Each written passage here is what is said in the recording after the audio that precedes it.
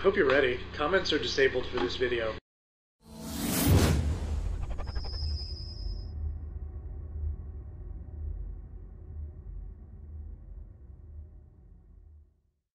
Hey everybody, Dan from the podcast here. Welcome to episode 6. I just wanted to drop a quick note before the episode starts, just to let you know that we are officially changing our release date from Tuesdays to Thursdays. Give me a little bit more time to get editing done. And in case we have another major disaster like we did this, where the audio was completely unusable, it'll give us a chance to re-record the episode. So here we are. We'll be seeing you on Thursdays from now on, and enjoy the show. Oh, this is take two, ladies and gentlemen. We had another take two. Yeah, we had that didn't work out too well. Quite the technological disaster. Woohoo! This is episode 6 for April 10, 2014. Let's chat!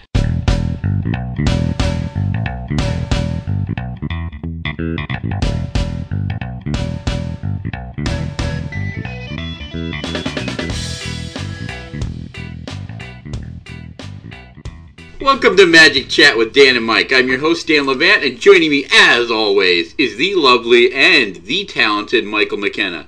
Mike, who's our sponsor this week? This week's episode is brought to you by a new support group we founded. Are you a hardworking American? Are you sick of being lied to by Canadians and their false advertising? False. We are, and we're fed up. Recently, I bought Canadian bacon, and you know what I got? What did you get, Mike? A shitty slab of ham on my plate. I was promised crispy, delicious bacon, and I got ham. Ham. I just want to say, I'm as mad as hell, and I'm not going to take this anymore! Bacon! And it was ham? it was ham. That's, I can understand why you need support. Do we need to do the prayer of serenity?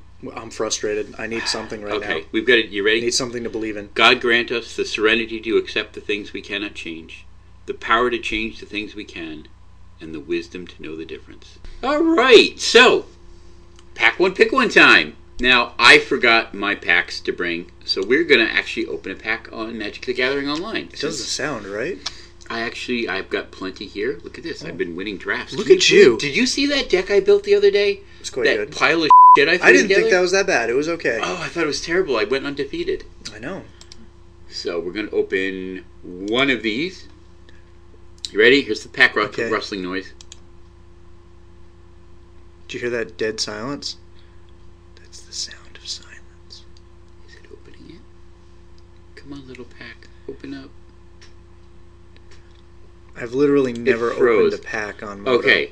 I just tried opening a pack on Moto, and it froze. That means your pack's going to be good. Woohoo! Okay, let's try this. Should we go to the more unstable platform and try it? Oh, wow. I was playing the new beta client with Fitz and Josh, and it crashed on me like 6 times. Yeah. I missed my first 2 picks of our Odyssey draft because it crashed. I ended up winning anyway because my opponent rage quit. Because his crashed? No, he just, he was beating me soundly. Yeah. And I was just like, man, this guy, because he was being a real dick. And I just let him time out. And Fitz was like, you just kind of let that guy time out, because I forgot, because I was letting him out. And I went, oh, you know what? And I went back and I hit one of the buttons. I was like, yeah, never mind. And he didn't realize I had come back and timed out himself. Because he like got up and left because he thought I was going to time out. And I ended up winning the draft. That is saucy. This is so unstable, it's not even starting. So let's go back with the old client. Yeah, like all Magic needed was more variance in it. You know, like whether or not it's not even like die rolls and stuff. Now it's like whose client is going to crash first. I really don't mind the layout of the new. No, I don't mind the layout at all. People say it's terrible. I don't mind it. I think it's kind of cool. It's not any worse than the old one. I miss the original one though. Did you ever see the really, really old one? Yeah. Where the gaming lobby had like a graphic where there was like a bunch of avatars sitting around tables. Oh, I actually missed that. And Wait, for some what? reason I don't remember that. Oh, I remember yeah. when like Apocalypse came out on. Yeah, that's it. It's kind of messed up, but you had like all these little tables, and the avatars were sitting on each side of the table. Oh. And those were the games. Huh.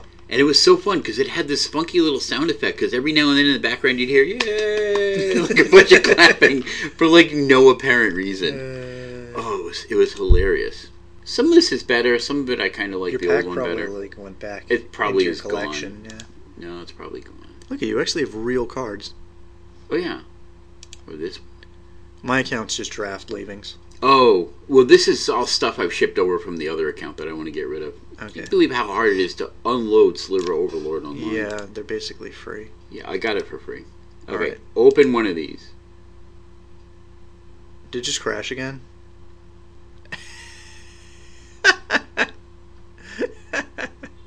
It's freezing. Oh, come on, seriously?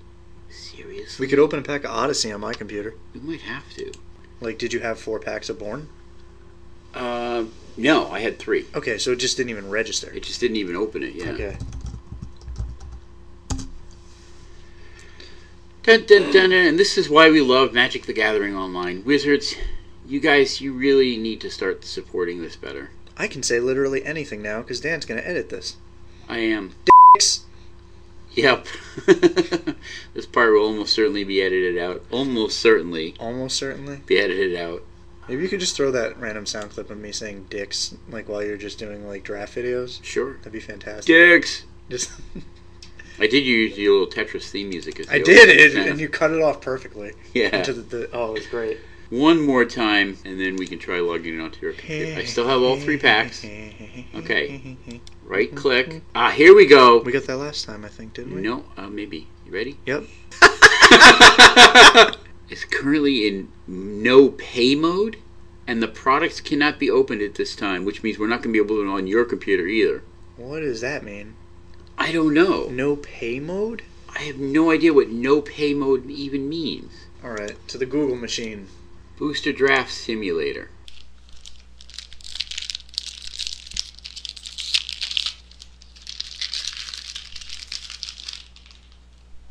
Oh, we got a good pack. Okay, so let's scroll down a little bit so we can see the first cards. So, our first card... You know what? I'm going to let you read the cards off, Mike. I'm usually the one that does it. I'm going to read the cards. First of all, what land did we get? We got an island, a Best card in the virtual pack. island. We will scrounge up an island and sign it for you. Again, we're going to do the same thing every time we do a pack one, pick one. One of my So foil unhinged islands for one of you. Wonderful. No, we're not doing a foil. It will be a Theros island. And so all you have to do is tweet me with island. I'm tweeting at MagicChatDan, hashtag landgrab, and Mike and I will sign an island for you and ship it your way. Whee. So aside from island, Mike, what's our first pick in the pack? We have the Bolt of Keranos, which is a 1 and 2 red sorcery that deals 3 damage to a creature or player, and you get to scry. Again, a solid little card, one of the better pieces of removal in Theros. And it's a sorcery, unfortunately. It is a sorcery. It's much worse than Thunderstrike, yeah. It is, yeah, but much better than Rage of Purphoros. Correct, yes, much better. Next card. Next we have, one of Dan's favorites and one of my least favorites, Aspect of Hydra. Aspect of Hydra. Not Aspect of the Hydra, just Aspect of Hydra. Green for an instant. Target creature gets +X/+X till end of turn, where X is your devotion to green. Yes, a little combat trick that sometimes does nothing and makes me sad. Sometimes does nothing. Sometimes does everything. What's the next? We have Culling Mark. For 2 and a green, it's a sorcery. You make a creature block this turn. Yeah. This card is bad. Yeah, I don't like that card. I don't It's see where it's really going to have terrible. any really solid applications. I mean, forcing one of your opponents... Because you can't even make it block a specific target. No. Still be bad. Yeah. Be like a worse time. I mean, I suppose if you swing with your Sedge Scorpion and then do this to take out their... I don't care. Yeah, but then you can't attack with your other guys, and it's like... Yeah, I don't like it. Alright, let's move on from the muff. We have the Kragma Butcher. 2 and a red. 2/3. When he untaps, he gets +2/+0. Yep. Good man. Good, sweet card. On the vanilla test, a 2/3 for 2 and a red is perfectly good. Yeah, he's fine. It's very playable. He gets big. And yeah, he gets to the point where he needs to be answered pretty quickly.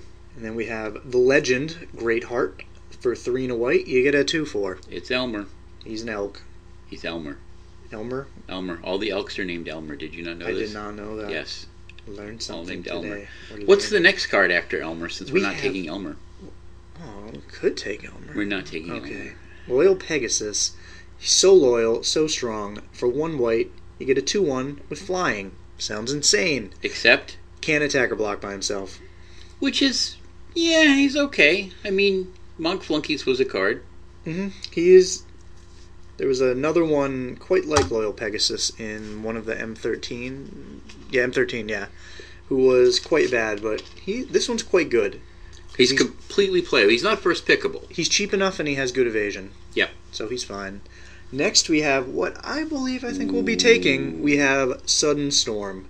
Saucy. 3 and a blue, instant. Tap up to 2 target creatures. They don't untap. And, for some reason, you get to scry, too. Well, they don't untap during their controller's next untap step. I'm sorry, I should have been more articulate. You should have clearly elucidated the card. Yes. Yeah, I really like this card. I took this... Was this my first pick? This was an early pick I had in the draft video I did the other day. And I think I actually took it over something I would normally take. I can't remember what my choices were. This card is incredible. It might have been between that and Bolt, actually. And I was like, it, I'm going with this one.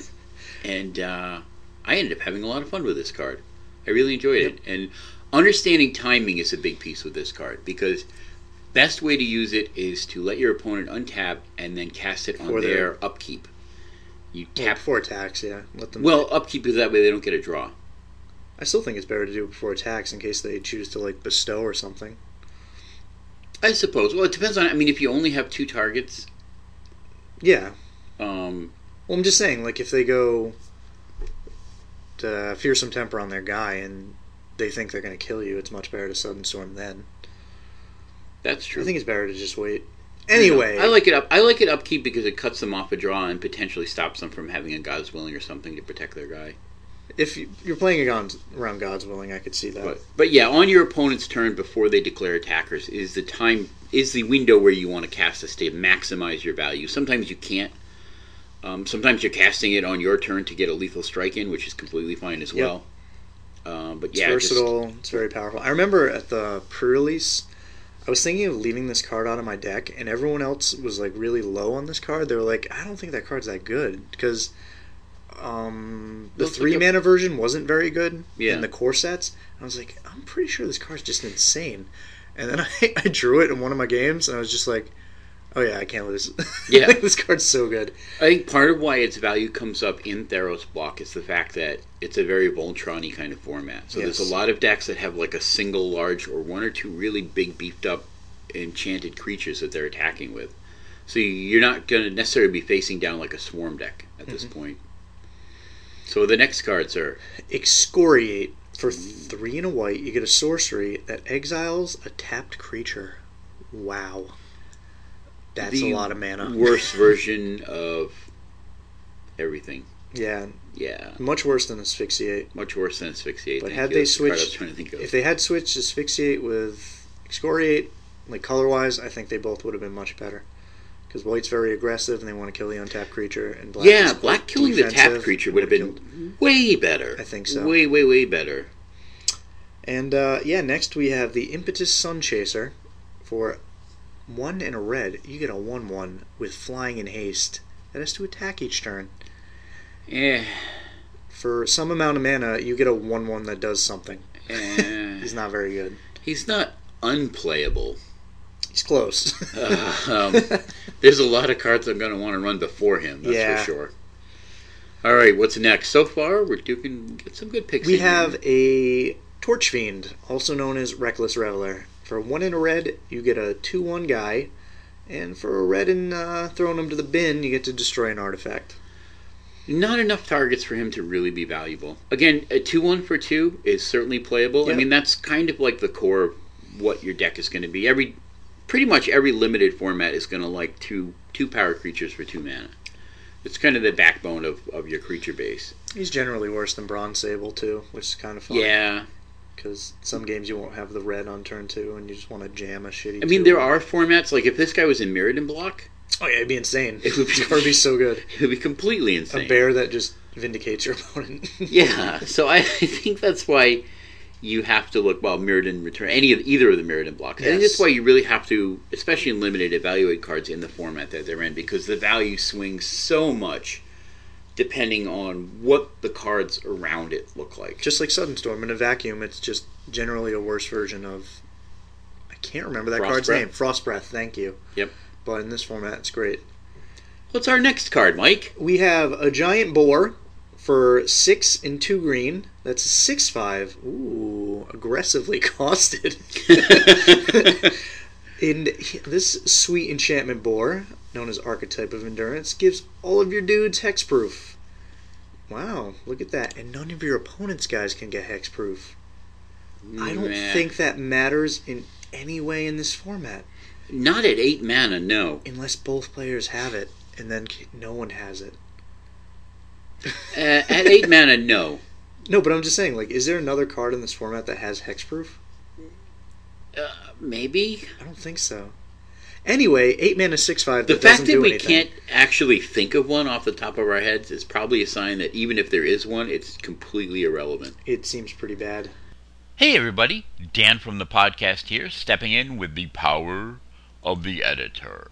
So I did a quick gatherer search. There are in fact 7 creatures in Theros block that have or can gain hexproof. There is the Fleece main line that can gain hexproof, the Sylvan Caryatid that has hexproof, Reaper of the Wilds can gain hexproof, the Prognostic Sphinx can gain hexproof, the much maligned Benthak Giant natively has hexproof, oh, but most of you didn't remember that. Tromokratus gains hexproof when it's attacking or blocking, and of course the archetype itself. So I think our point stands that the gaining and losing hexproof ability in this limited format is completely irrelevant. Yeah, that's just... I can't even see that making constructed play. That's just so bad. It doesn't do anything. Terrible. Yeah, okay, we're going to move on to a unicorn of great strength, the Noble Quarry. For 2 and a green, you get a 1/1. And it says all creatures able to block Noble Quarry or enchanted creature do so, which leads me to my next little part. Has Bestow for 6. It would be 5 and a green. Bestow for 5 and a green. I haven't had a chance to play with this guy, but I've seen him play once or twice. I kind of like it. Yeah, this is one of those cards that everyone says is good, but probably isn't good because nobody plays it. Like, I hear that a lot. Yeah. Like, oh, Noble Quarry's insane. You just kill your opponent. I haven't seen it happen. I could see it happening. I can imagine a scenario where it works out for you. Yeah, like, but all the Bestow 6 guys have that situation, but none of them are really good. I suppose it... yeah, I guess so. Not excited. Much rather have a Sudden Storm, that's all I'm saying. I would definitely take a Sudden Storm. But you know what? I think we have another archetype in this pack, don't we? We do. Oh, and I think this might be the worst one. This guy's pretty bad. Read him out. Archetype of Finality. For 4 and 2 black, you get a 2/3. Aggressively costed. Well, actually, for black, that kind of is aggressively costed, that is. Isn't it? When we were doing the Odyssey draft, the 3 of us, let's just say that a 6 mana 2/3 wouldn't have been the worst card in the format. Oh, we had Elephant Ambush. Oh, yes! I love that card! And 2 Acorn Harvest. Anyway, going back to terrible cards, all of your guys get Death Touch, and all of your opponent's creatures lose Death Touch. And can't gain Death Touch. Can't gain it. Take that, Necrobite.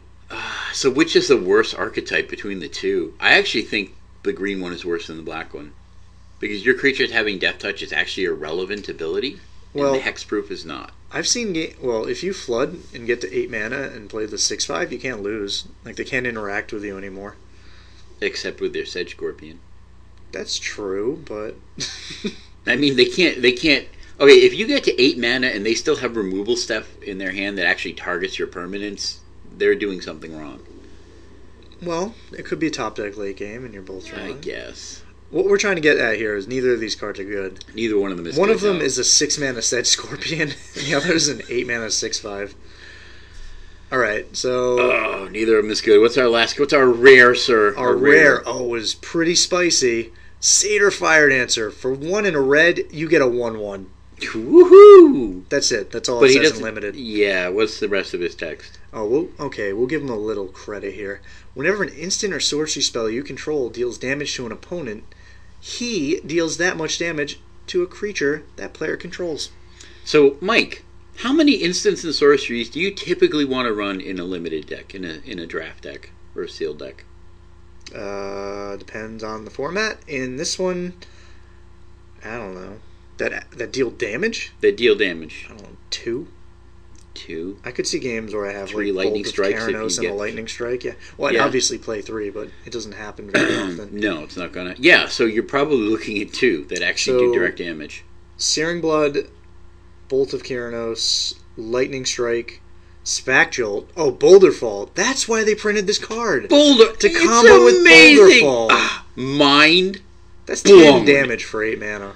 Mind blown. And 2 mana for the 1/1. Oh, or even what's the other one? For 6 mana, does 3 damage to a creature and a player. Pinnacle of Rage? Pinnacle That's of Rage. value. That's welcome to value. He dances with fire right into our hearts.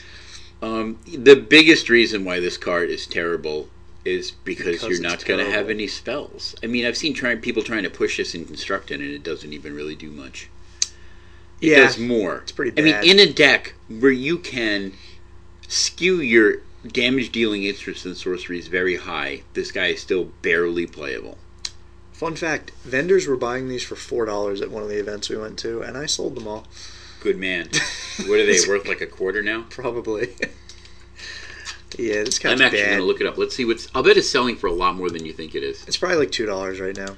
Fire Dancer. Come on, Fire Dancer. TCG player says $2.79 on eBay? What? about $2. Wow, exactly what I said. I think that's way overpriced. I think this 81 cent here is much more in the range of what I would not like to be paying for this card. Maybe 50 cents. I could see having a set of these for 50 cents. I could see each. finding these in like draft leavings. Yeah. Absolutely.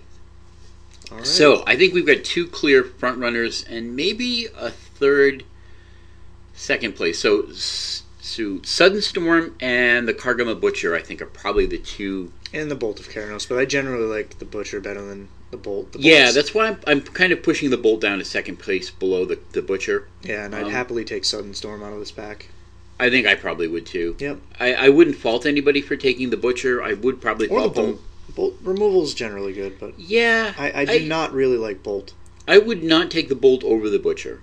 Yeah. I could argue, if the Butcher wasn't in the pack, I could see a fair argument for either the Bolt or the Sudden Storm. It's probably like the 3rd or 4th best red removal spell Yeah. format, which isn't very good. That's pretty bad. Yeah. Removal's kind of janky in this set anyway. Yep. But yeah, I think we're going with Sudden Storm in this one. I think we both like it. Absolutely. So, that was a fun pack one, pick one that took an awful lot of work to get to when we should have just had a pack to open. And we didn't. For some reason, Moto was doing its thing. And But I traded my draft winnings for a foil stomping ground last night. fair trade. Fair trade. But now, it's time for Magic News.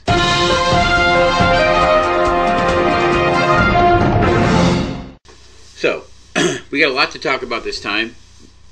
They have spoiled, We got previewed some of the early cards. We're going to talk a little bit about that. But first, before we get to that, stick around.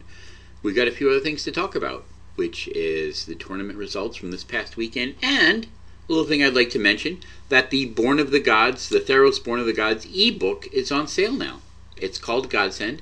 It's going to be part 1 of 2 parts, written by Jenna Helland, who does And a lot of the flavor stuff for Magic. Yes, Mike? And how much will this book cost, Dan? $1.99 on Less Amazon, than $2! on Amazon and Barnes & Noble. And there would be no tax, I don't think, and no shipping because it's an ebook. Right in your hands, right away. You can read it on your Kindle or other It's not from ebook Canada. device. It's not from Canada, so you will get the book that you are expecting and not ham. And not a binder. I think, I know we talked about this before on the podcast that failed. But we were talking about fat packs and the books that used to come in them. Yeah, so they haven't done actual novels since, Lorwyn, I think, was maybe the last block where they did the regular novels that they released, the paperback have no novels, idea. something like that. And it used to be when you bought a fat pack, it came with one of the books from the set. And it's what made a fat pack worth buying, in my opinion. It was cool. Like, It was cool. I read the books because they came in the fat pack, and I bought the fat pack because it came with the book. Exactly. Marketing. And neither one of which I would have purchased separately. Nope, never. But put together like that, it was a nice little deal, and it was fun to have the book and read the story, and some of them were actually okay. The Kamigawa one was fun, which I read. I think 1 and 2 of the Time Spiral. I read Onslaught. Ixidor was cool, and he was terrible in the game, but yeah. It's fun. It's a fun way to get some of the backstory. And I've heard, I haven't actually read the Return to Ravnica ones, which were called The Secretist, parts 1, 2, and 3. So secret. Boom. I heard really good things. I guess people were kind of disappointed with the end, which sounds a lot like a Stephen King Jace movie. wins! Jace becomes the Guild Pact himself. Wait, what, really? Yeah. Oh, I just assumed they're just like, Jace wins, Gerard wins. No one actually won the Dragon's Maze. They just, like Jace was the just got bored. victor or whatever, and he became the Guild Pact itself. So he's like the living embodiment of the Guild Pact. That sounds really stupid. That's like the worst Final Fantasy game ending ever. That's what that sounds like. So I guess books 1 and 2 were pretty cool, and the end of book 3 was kind of a letdown. Womp womp. But we don't have a book 3 in this series. We only got books 1 and 2, so we're not going to get let down. There we go. So it might be worth a read. For $2, that's less than a cup of coffee most of the time. So yeah, it might be worth picking up and reading. It's a fun thing to do. So let's talk about our tournament results. GP Phoenix was standard. The winner was Robert Burney with Mono Black Devotion. The top 8 decks: Black Devotion, Blue Devotion, Blue White Devotion, Jund Monsters, Black Red Devotion, Black Devotion, and Bant Control. AKA GP, LSV can make anyone else look good in the booth except Matt Sperling. Yeah, there was a lot of chatter on Facebook about the commentary on this one. I didn't get a chance to watch a whole lot of it. I actually thought Paolo and Huey were quite good with LSV. I think they worked pretty well. I didn't really like Huey day one, but he got a little more comfortable, started saying things that mattered. Yeah. And it was pretty good, and LSV was fantastic as always. Commentary before? No, it was his first time, which is why I gave him a little You got to give people grace, because as we know from having done this, talking into a microphone is a very different thing than what you're used to. And we're not even live on camera with literally hundreds of thousands of people watching us. Certainly tens of thousands. Tens of thousands, yeah. Yeah. Well, there's millions of Magic players around the world, so... True, but the feed usually gets like 10 to 20,000, right? Well, I guess, and then Twitch, it could get more. Okay. Which is still a lot of people. And people will see it afterwards as well. So yeah. So you'll be live with tens of thousands of people that are giving immediate chat feedback to everything you're doing. I can see that being a little stressful. And it's a skill that needs to be developed. LSV, I think, is a natural at this. Incredible. Trolling Huey, trolling all. Oh, it was so good. Huey Jensen in the top 8 says, Huey Jensen and I have low blood sugar, and this one's for all the marbles. And LSV just screams, "We're giving away marbles!" It's just, it was wonderful. You saint of a man, Luis Scott Vargas. He is. Interesting things. There was the Black Red Devotion deck that was basically a mono black deck card. The only red was for a splash for Rakdos' return on the sideboard. Yep, he even cut the Dreadbores. Yeah, which seems... I don't know that Rakdos' return is that powerful of a card. Well, you're already playing Scrylands anyway. Yeah. So it's kind of a free splash some of the time. Yeah, and it's good against like the mid-range and control decks. Yeah, you can play the Scrylands and the Blood Crypts, and that's plenty of red for a single card. Yeah, that's what he did. Yeah. And I don't know, I guess he found it strong enough. Yeah, and then we have Blue Devotion. Blue Devotion? Well, my other thing I got a kick out of was the Black Devotion deck that was running the Staff of the Death Megas in the side. Oh, yeah, Yuya Watanabe deck. Yeah, that was... So when I ran Burn and Legacy at one point, and I used to splash the crappy Dragon's Claw on the sideboard for mirrors. Take that, mirror. Because I would just be gaining life as they were losing life, and it was hilarious. I'm not saying it was good. It was funny. And I guess this is good. I mean, this is a splash. This is a sideboard tech against the real aggro decks, the Burny decks. It's the burn. Keep their life total red, white, burn.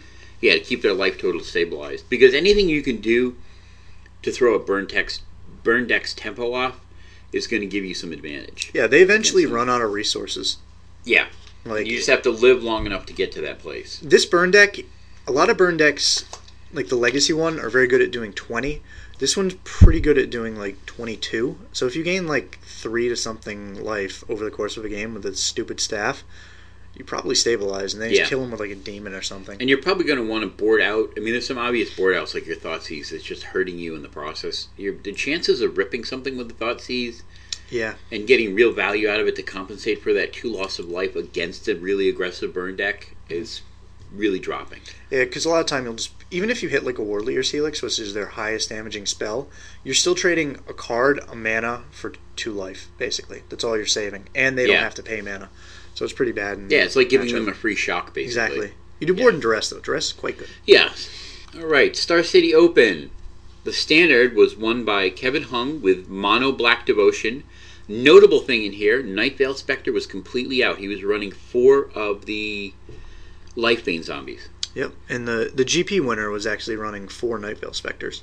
Yeah. And he ended up stealing 3 of Matt Holliday's Nightveil Spectres and finishing the game with 4 in play. That's brutal. Yeah, but... I mean, again, this is a metagame call, but I really like this call. I still prefer the other one. I still prefer Lifebane Zombie, personally. There's a lot of the Jundi monsters, the red, green, and Jund monsters decks out. You're going to have targets in there. Yep. Against the blue-white control decks, and the Esper control decks, you're going to randomly mise Blood Baron early, possibly even in Game 1. Mm-hmm. Game 2, you're going to hit their Archangel of Thune. And the Intimidate on the Lifebane Zombie is relevant in almost every game. You board him out in the Black Mirrors. Yes. In every other deck, you keep him in. I mean, you're not going to have targets against Mono Blue Devotion, but he's 3 power Still Intimidate. unblockable, Oh, no, actually, you do. Judge is Familiar. Yep. Take that. You're going to randomly mise a Judge is Familiar, and you're going to laugh when you do it, too. Suck it, Familiar. Suck it, Bird.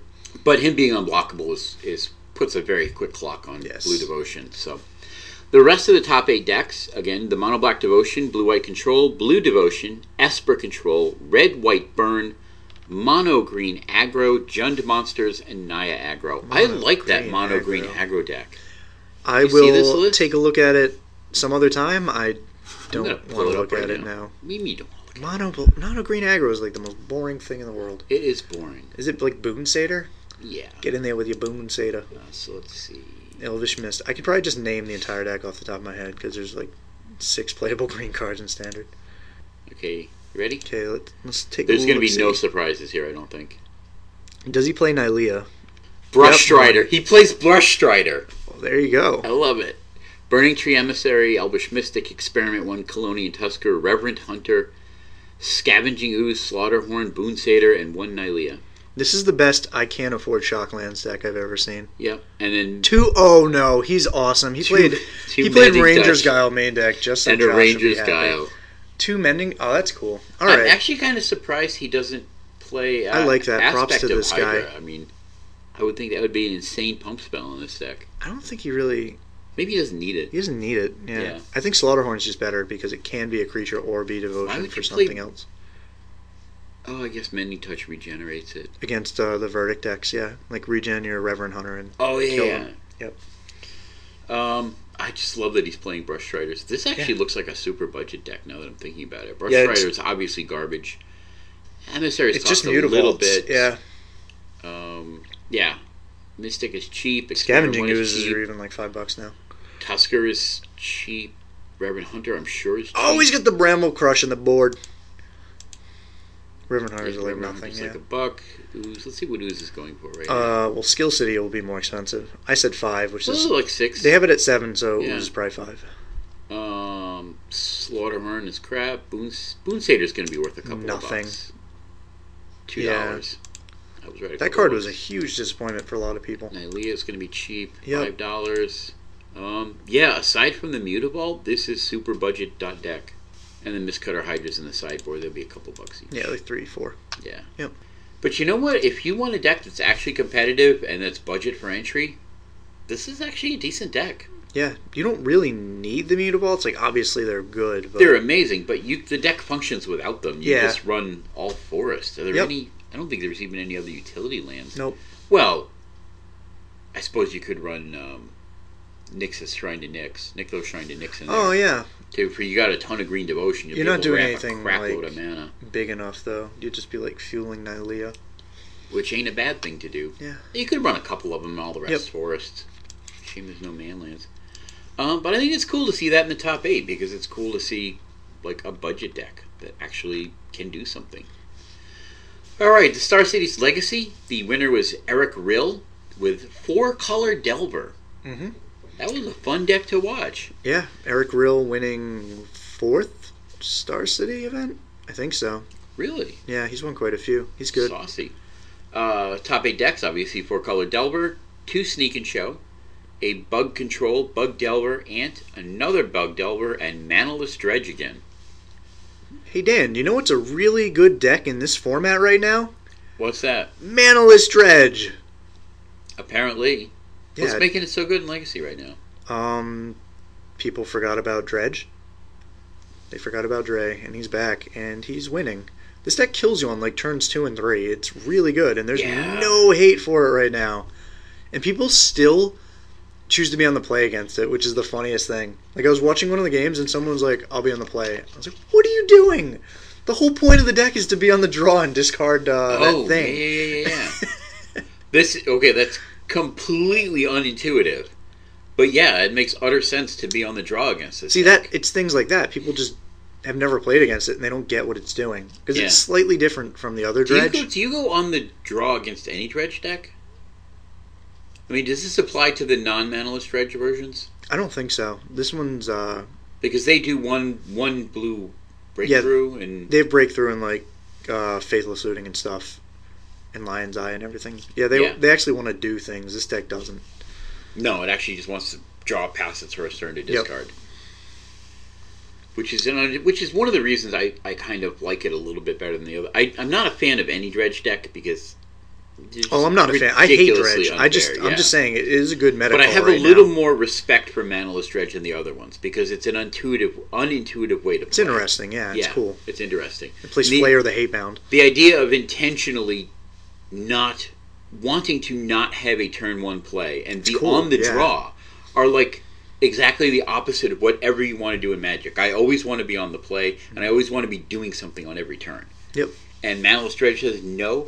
You to both of those and just does its thing, and I kind of respect that. Mm-hmm. So now we have Journey into Nyx spoilers popping up all over the place. Wow, like little moles to be whacked. Yes. Go to your dermatologist, people. Get those moles whacked. Well, you've never played whack-a-mole? So the first 2 things I want to talk about are the 2 new mechanics that they spoiled that I think are going to be the only 2 new mechanics in the set because I think the others would have been spoiled by now if there were going to be any more. The first one is Constellation. First of all, these are both ability words, not keywords. So what they do is they actually are there just to group cards with a similar set of abilities, and they don't actually have any real rules text. It just says keyword. Yep. These are or ability word, these are a bunch of things that work together. They're not keywords that actually, like trample and flying, are keywords that actually have abilities. And I think bestow is too, maybe. I believe so, yes. Yeah. But so these are not actual keywords, they're ability words. Constellation is whenever this card or another enchantment enters the battlefield, you get some effect. Probably my favorite named mechanic ever. Really? I think it's terrible. Well, okay. Just I love the word. Okay. Like, it looks good on the card, too, like Constellation. I don't know, it's just a cool word. What it does, actually, has nothing to do with constellations, though. Well, except that it's the gods are from the sky. Notice how all the enchantment creatures have starry backgrounds and stuff? That's true, I guess. That's why they're going with constellations. The gods are constellations in the sky. Yeah. I don't like it. It's you know why I don't like it? It's too restrictive. I mean, what other set are you going to put this in? Ever. That is true. But I wish they had done something cool with Constellation. Like, with the word. I do like this card. Well, we can talk about this one. Eidolon of Blossoms. It's 2 and 2 green for a 2/2 enchantment creature spirit with Constellation. So when it or another enchantment enters the battlefield, you draw a card. And this is a lot like Argothian Enchantress, Verdant Enchantress. Worse, but still cool. Actually, it's probably better than Verdant Enchantress because it triggers off the other enchantresses. Yeah. Because it is an enchantment itself, which is kind of cool. It triggers itself, yeah. But, I don't know. I don't think this card's good, A. But it's cool. I don't know, and the art is gorgeous. The art is It's like amazing. Except for the Muppet miniature. Okay, so the art for the most part in the set has been good. Some of it has been stunning, and some of it has been terrible. Okay, Philhead Minotaur's art is amazing. It's a Muppet. It is amazing. It's the Muppetar. It's so funny. The giant Minotaur in your face. That art. Just looking down at you. As much as I love the Grey Merchant of Asphodel, I hate the art on that card. It's goofy. I don't like it. It just doesn't make any sense. But a lot of sweet-looking foils are going to come out of this set. That's all I'm going to say. Yeah. This is definitely a set worth collecting foils in. No doubt. Hooray! Because someone already does that. Yay. Yeah, so not really an amazing card. Doesn't really feel like it. I wouldn't call it strictly unplayable. It doesn't feel like a really high. It's costed out of standard, and a 4-mana 2/2 that draws a card in limited is okay, and it'll sometimes draw you more cards, but it's not great. So ignore the rest of the text. If it was a 4-mana 2/2 that cantripped by itself with no other ability, boo, it'd be boring. Yeah. Not again, it's not strictly unplayable, but not pretty really bad, good. Yeah. These are the types of cards I like that exist because I think they're really cool. And there are some bad rares that are just bad and they aren't interesting or exciting. They don't make you think at all. But this one's cool because it is intriguing. Even though you know it's bad, it's still I enjoy it. I mean, it's going to push you. I enjoy it existing. It would be fun to take this card and try and really push a bestow deck. I don't know how many colors you'd have to be in, but 2 or 3 color bestow deck in limited. So how awesome would this card have been if it cost 2 green? Oh, insane. I would have loved this card. I would have actually tried to build it in decks and stuff. Yeah, so imagine a card that says green, 2/2 draw a card. Yep. That would be ridiculous. Be quite good. Yep. And this one could potentially draw you more? Yeah. Still be color restrictive. It'd be sweet. Yeah, so I mean, I don't think you automatically cut this card out of your build, but I think there's a lot of better cards that are going to push it out. Yeah, how many enchantments are you actually casting after 4 mana? It's usually not many. It's kind of outside 1 or 2 on the curve. Yeah.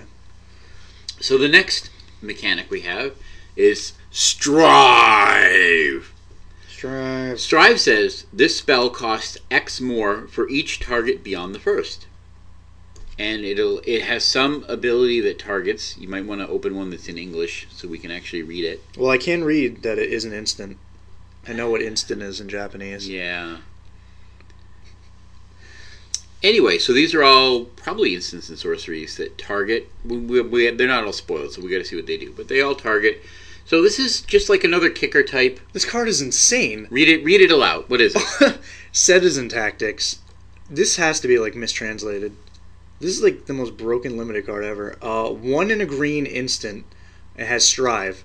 So each green mana you pay past the first, I guess, for an additional target, gives you an additional target. Yeah. And what it says is, any number of target creatures each get +1/+1 and tap fight another target creature. That's so good. For 1 in a green. So you get multiple heroic triggers, and you can wipe their board because all your guys get bigger. Yeah. Even just a 2 mana +1/+1 fight with tapping a creature is great. Yep. This pit fight was fantastic. If that card is real, it's really good. That is a limited bomb. Yeah, which is why it's rare. Yeah, that's great. I'm thinking it probably doesn't cost 1 green to do it. Well, no, it does. It's 1 in a green. That's insane. That's the one part that they're probably not going to mess up. And the 1 green for the Strive cost is there in the text. A lot of the time you'll be casting it for 1 green, making 2 of your guys bigger and killing 2 of their guys, but it's still 1 card you're paying. And it's an instant, which is insane, because you can just do the end of their turn. Yep. This card's really good. Heroic. I really like it. What about the Strive ability just as it is? It feels like just another kicker kind of a type ability. I think it's quite good. Or a replicate type ability.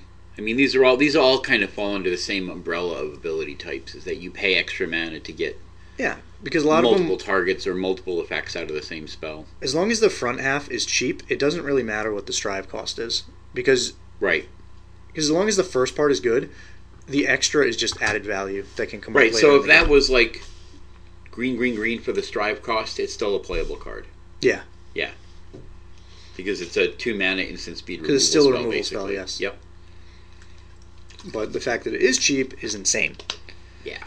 That just increases the value exponentially.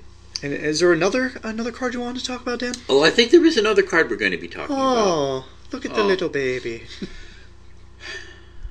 All right, we're going to have a moment of silence here for Johnny.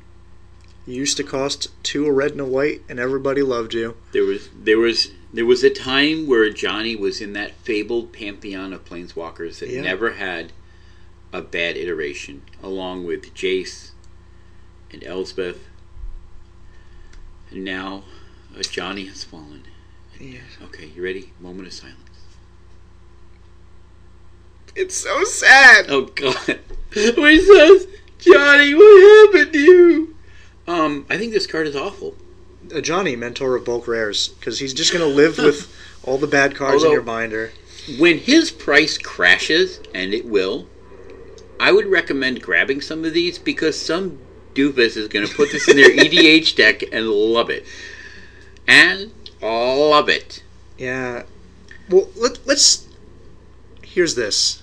I am now going to read to you the new spoil to Johnny. Let's hear it.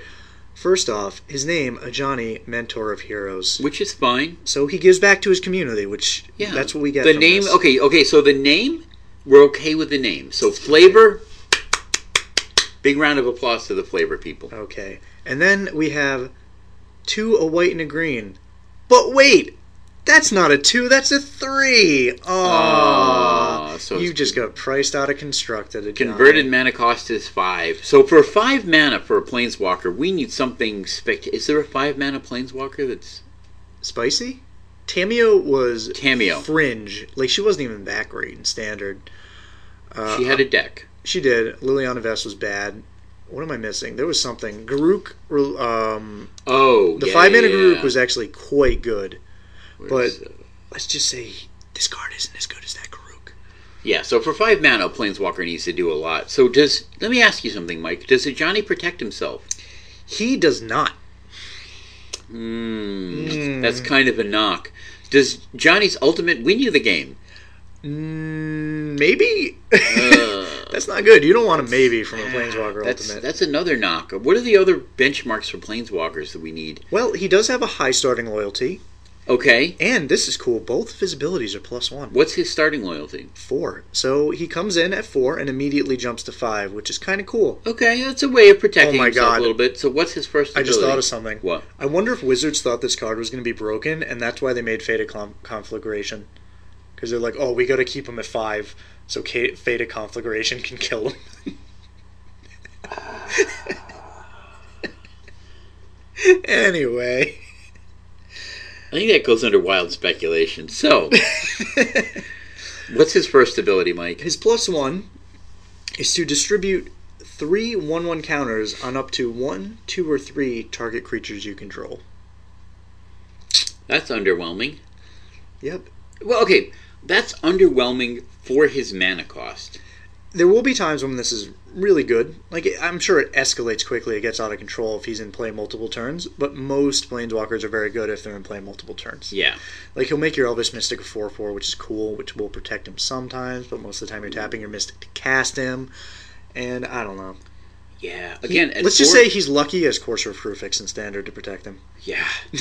What's his other ability, Mike? Well, I want to go back to the first one. Okay. Because there's something really relevant on this card. What is? It says target creatures you control, which means you cannot put them on your opponent's creature and then Selesnya charm it, which is very sad. That's actually quite true. I know, isn't it? Anyway. Because that's one thing he would really want to be doing. Although you're probably tapping out for him anyway. But true, but... Alright, what's the next ability, Mike? This one is the ability that actually seems relevant. It says, look at the top 4 cards of your library. You may reveal an aura, creature, or planeswalker card from among them and put it into your hand. Put the rest on the bottom of your library in any order. That's actually a good ability. Yeah, it's Tezzeret's Agent of Bolus's ability on a planeswalker that costs more and finds less. Yeah, it's also Garruk's ability on a planeswalker that costs a little bit less but finds less. So this basically forces you into a ton of creatures or planeswalkers. Or bestow guys, Which are creatures. which are creatures, which don't count as aura. Are there any non-bestow guy auras that you would actually want to be getting? Underworld connections. Oh, which is completely not his colors. Yeah, he could be played in junk. Junk? This card feels a lot like Vraska to me, where we'll just randomly see it as a one-of, and it'll be, like, cool. And you'll be like, oh, cool, it's Yeah. Vraska, or oh, cool, it's a Johnny. But, So, Mike, now that we've discussed the actual Yeah. relevant ability... Oh, yeah, the first ability is not worthless. no, it's not. Like, it makes your guys big. Yep, second ability is okay. It's But- card advantage. My opinion when evaluating Planeswalkers is how good are they in their worst-case scenario? And in his worst-case scenario, he may replace himself. And I really don't like that. Like, even... Yeah. He reminds me a lot of Tezra, Agent of Bolas, except he doesn't do anything. I don't know, it's just... Tezra had a great ultimate. He came down earlier. He could protect himself with things that were already in play, like the just random artifacts. Yeah. But I don't know. So, Mike, Ugh. let's get to the one thing that we usually try and not put too much emphasis on in Planeswalkers is their ultimate. You don't really want to look at the ultimate when you're evaluating a Planeswalker. But you have to look at the ultimate just to kind of get an overall sense of what it is. And what is his ultimate cost in loyalty, Mike? 8, so you know it's good. 8. So that's 8 like 4 loyalty. turns out from casting him, right? Yeah. 4 or 5 turns out, actually. Your plus And 1, 5. his -8 will blow your minds. It is pure science. Let's hear it. You gain... Let's do this. How much life would you need to gain for this ability to be good?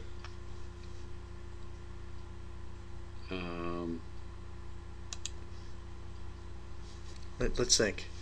much? Mine is +1 to the number of Deceiver Exarchs your opponent makes when they're playing Splinter Twin.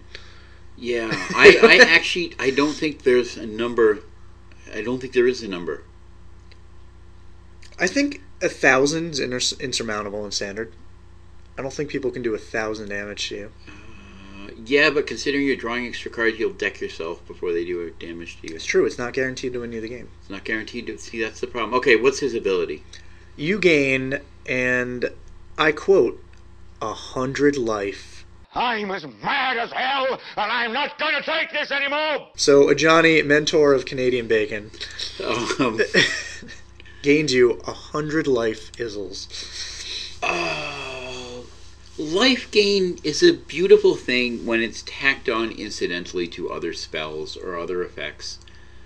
Let's put it this way. Would you rather gain 100 life or keep your draw engine and draw a card that turn with his +1? I'd rather keep the drawing. Yeah, I know. Like, Would you rather gain 100 life or put a 100 power toughness creature into play?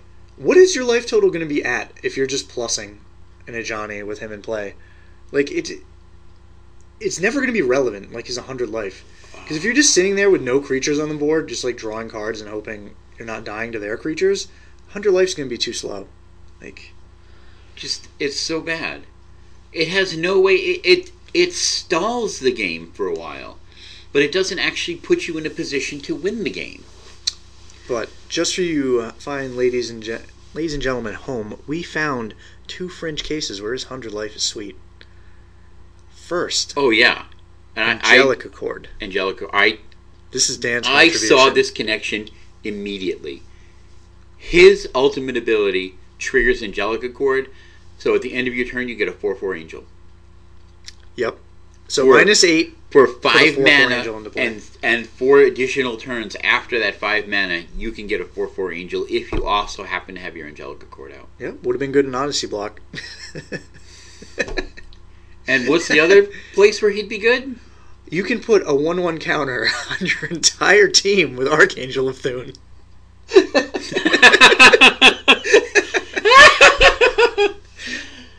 Which is worse than just +1ing him. Oh. Yay! Now, to be fair, we're pretty hard on old Johnny here because we wanted him to be good. We did. The two of us both really have liked Johnny's in the past, especially the red-white one. Oh, Can hell we say yeah. that one was amazing? Yep. One of my favorite design planeswalkers, super fun to play. And This card will probably see some amount of play. It's not going to be like 4-mana warping. 5-mana Planeswalker is probably not what you want in green-white. And the fact that it is 2 colors is a huge disadvantage for a Planeswalker. Like, it makes them a lot worse. And, although, I gotta say, good call on you and everybody else at the shop that was calling the green-white for the Ajani. There were a lot of naysayers yesterday. Oh, a lot of naysayers. That have shut their mouths now. Oh, yeah. Because Lucas has been saying that he was going to be the green-white Planeswalker for like 2 weeks now. Yeah. Yep. And it was a really smart call. Good call, Lucas. We'll send you a swamp. Yeah. We will eventually get you a swamp. I gave it to him. You did? Yeah. Okay. Was he tearfully overwhelmed? He was. With gratitude? I put it in a sleeve and then in like a hard case. Oh, yep. That's special. Yeah, that was He'll beautiful. have it forever. So when we're superstars, yep. he'll have our very first land. I've now signed 2 swamps in my life. I signed one to my biggest fan, F*** you, Matthew Bergertron. Bergertron. All right, you know what? I think that's enough for Ajani. You know what I think? I think it's time to move on to our deck of the week. So I want to do something a little bit different this week, and I wanted to talk about the green-based decks in Theros Limited, which I actually kind of like, and I feel like they are underappreciated in the draft format. And I kind of want to touch on a little bit of the pros and cons of some of the cards that go in them. So the pros, I think it's got a solid suite of creatures with little or no setup cost. There are the bodies that you get in the heavy green or mono green decks, just are good all on their own. Mm-hmm. Like Swordwise Centaur, the 3/2 for green. That's perfectly playable. You don't need any other cards to make it good. Like with all the, especially like the white-based heroic guys, if you're not triggering their heroic, they're really, in some cases, pathetic. Like a Crowan Skyguard. I was playing in my draft, the one where I drafted that crappy deck, and the guy ran out of Skyguard, and I was waiting for him to suit it up, and he didn't. The difference is the white decks generally have the tools and should be drafted in a way that makes them good. The green, like, guys just, they're not there. Because the support isn't in their own color. But having a card that's good on its own, without anything else to is support quite powerful, it, yes. is powerful, yeah. And some of the heroic guys just aren't that. It's the easiest color to splash a second in because your color fixing is in green, generally speaking. I disagree. That makes it the hardest to splash. What does it make? No, splash another color into. Oh, fair enough. Okay. Not splashing the green as a color. Green-based splashing a second color. I remember seeing a deck at a GP that splashed green for Farseek, and it blew my mind. Oh my god, that's terrible. It was like day 2, and they're showing it on camera. I was like, why is he playing would you green? do that? It was for Farseek. But when you're a trap. But when you're in green and you can fix other colors, yeah, and you're looking to fix your second color, so it's the easiest base color to branch out into other colors in. I feel it's kind of underdrafted, or at least it has been, and it's more because it's more powerful than people are giving it credit on for. On Moto, it's quite underdrafted. Yeah, like I see green cards just going way too late than they should. Yeah, absolutely. I think it's got one of the best common creatures in Theros in the Nessian Asp. Agreed. Probably the best green common creature. Agreed. One of the best green commons across the board. One of the best commons across the board. Voyaging Satyr in some decks is close, but I usually give the nod to Nessian Asp. He's very powerful. Yep. It naturally has evasion in the form of trample, which is not as good as flying, although in some cases better. What? Not the Nessian Asp. I mean green in general. Sorry, folks. I completely misunderstood. Mike is not keeping up with the Green conversation. in general has trample. It will have creatures with trample, which in some cases is not as good as flying. In some cases, it's better because if you have a flyer and they run out of flyer, they're blocking your flyer. If you have trample on some big ass creature, sure they can run bodies out, but you're running them over anyway. Yep. So it makes their ability to set up blockers much more difficult. And speaking of blockers. Green's got a lot of fat pants. It's got some very good cards at blocking. It's the only color that I actually ever want to block in, which is weird. What about black? I don't want to be playing black, so I don't want to be blocking in black. You need to expand your horizons. I actually think black-green is a lot better than people give it credit for. Oh, I think totally it's fine. Yeah, like a lot of people are like, oh, black-green's terrible. Because you've got a lot of removal, you got a lot of ways to lock the game down, and then start dropping these gigantic bombs. Freakus Mender's incredible. And recursion. So good. Yep. I love Freakus Mender. The downside is that some of the better creatures are color restrictive. A lot of them have double or triple or more green in their casting cost. Even the low ones, like Sword by Centaur, is green. That is a problem, yes. Because it makes it difficult for you to play like green-white heroic when you're playing the Sword by Centaur and like a Wingsteed Rider, because they will not curve. And then you have to make the decision, well, do I not play my 2-drop or do I not play my 3-drop? Exactly. And a lot of the decks want to be playing the Wingsteed Rider into tricks, so you just can't play it, which is really frustrating. Yep. Green is sometimes vulnerable to quick flyers. Granted, it does have reach, but a lot of the really good blockers are very high casting costs. Yes. So if someone gets a really quick start with a flying heroic deck, you can be in a lot of trouble. It's got good removal, but the removal is conditional. Yes. Conditional on you having big bodies on the ground to fight with. And it's quite clunky because you do need the big creature first, and it's expensive. Like 3 mana for a Time to Feed is very different from the 2 mana that you'd be paying for it, or the 1 mana you pay for it in the previous sets. Yeah. Like Prey Upon and Pit Fight. Yeah, absolutely. And the creatures have to have a high enough power too, which green a lot of times does, but not always. Like giant spiders are usually 2/4s, which are great blockers, but not so good with a fight mechanic. Nope. Because they don't really have the power to get it done. And again, along with the vulnerable to quick flyers, it can be kind of slow versus the aggressive heroic decks. Mm-hmm. I mean, a 3/2 on turn 2 may actually be too slow as they untap and ordeal up their Crone Skyguard and start creaming your face in the sky, and you're just, what are you gonna do? Run out a Leaf Crown Dryad and block it for a turn? Yeah. Just the cards like Retraction Helix and Sudden Storm are so good against the green creature-based decks. Yeah, like, so good. You're investing so much mana in your big green fatties. And time, and then and they're gone.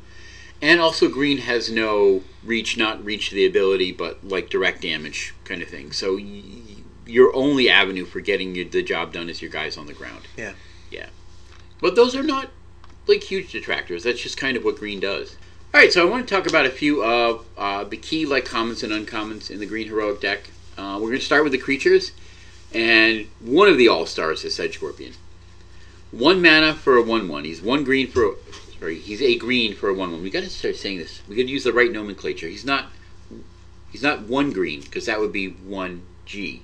Okay. Going just G, or just green. He's just a G. So he's a green for a Sedge Scorpion for a 1/1, which usually a 1/1 for 1. Nah, not going to do much of anything. No. But he has Death Touch. Which is surprisingly relevant in this format, because Typhoid Rats was terrible in the past. It was. That was a black for a 1/1 with Death Touch. And again, I think what makes him really good goes back to the fact that this is Voltron format. Yes. You don't have a lot of people attacking you. You've got one body typically that's all suited up coming at you.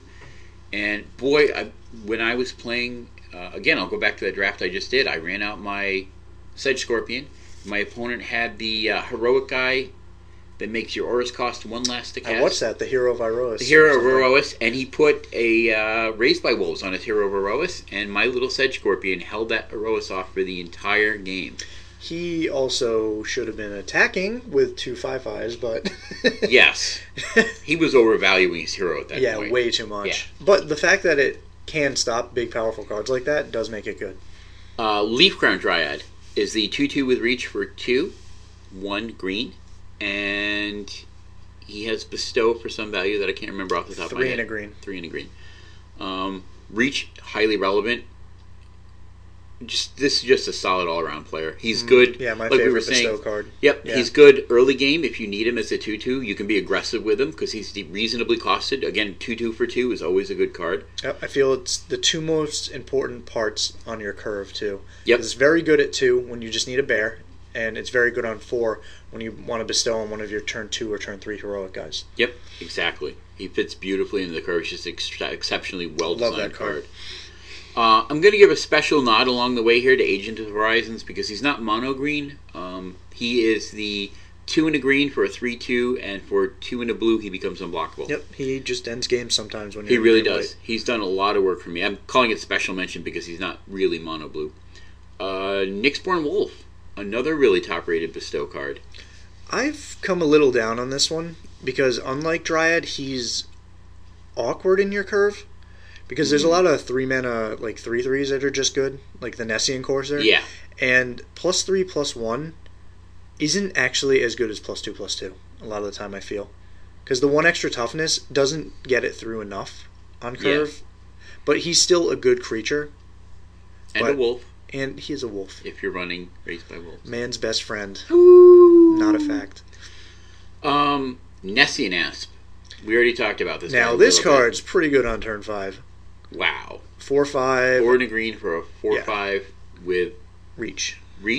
And monstrous. 6 and a green. 6 and a green for monstrous 2? Monstrous 3. 3, so he becomes a 7/8. Yes. Yeah. And you can potentially accelerate into him with something like a Voyaging Satyr or so he's basically the best. Caryatid. He would have actually been good as a 5-mana 4/5 with Reach in this format. Like, he's just the best body without stuff needing to like add to it. Yes. And if you flood, he becomes huge. Like, this card's just great. Yep. Great when he comes down. Amazing if you can get him down a little bit early. Shuts down a lot of the flyers in the deck. Just blocks them and kills them. Yeah, just an all-around solid player. I actually feel him being so good is one of the reasons that green isn't that good and that well represented, because when you don't have Nessian Asp, your deck is so much worse. Yes. Because it is so powerful, a lot of the time it carries a lot of the weight. Which is, again, like you were saying on Magic Online, I see Nessian Asps go way too late. Yeah, I've gotten like 7th pick Nessian Asps. Yeah. That's crazy. I mean, this is potentially a first pickable card. Yeah, I agree. It's a very first pickable, depending on how the rest of the pack looks. But it falls very high on the curve. It should not be going late. I see it go way too late. People just really underestimate that card. There's some very good instants at common and uncommon. You don't like it, but I do. Aspect of Hydra.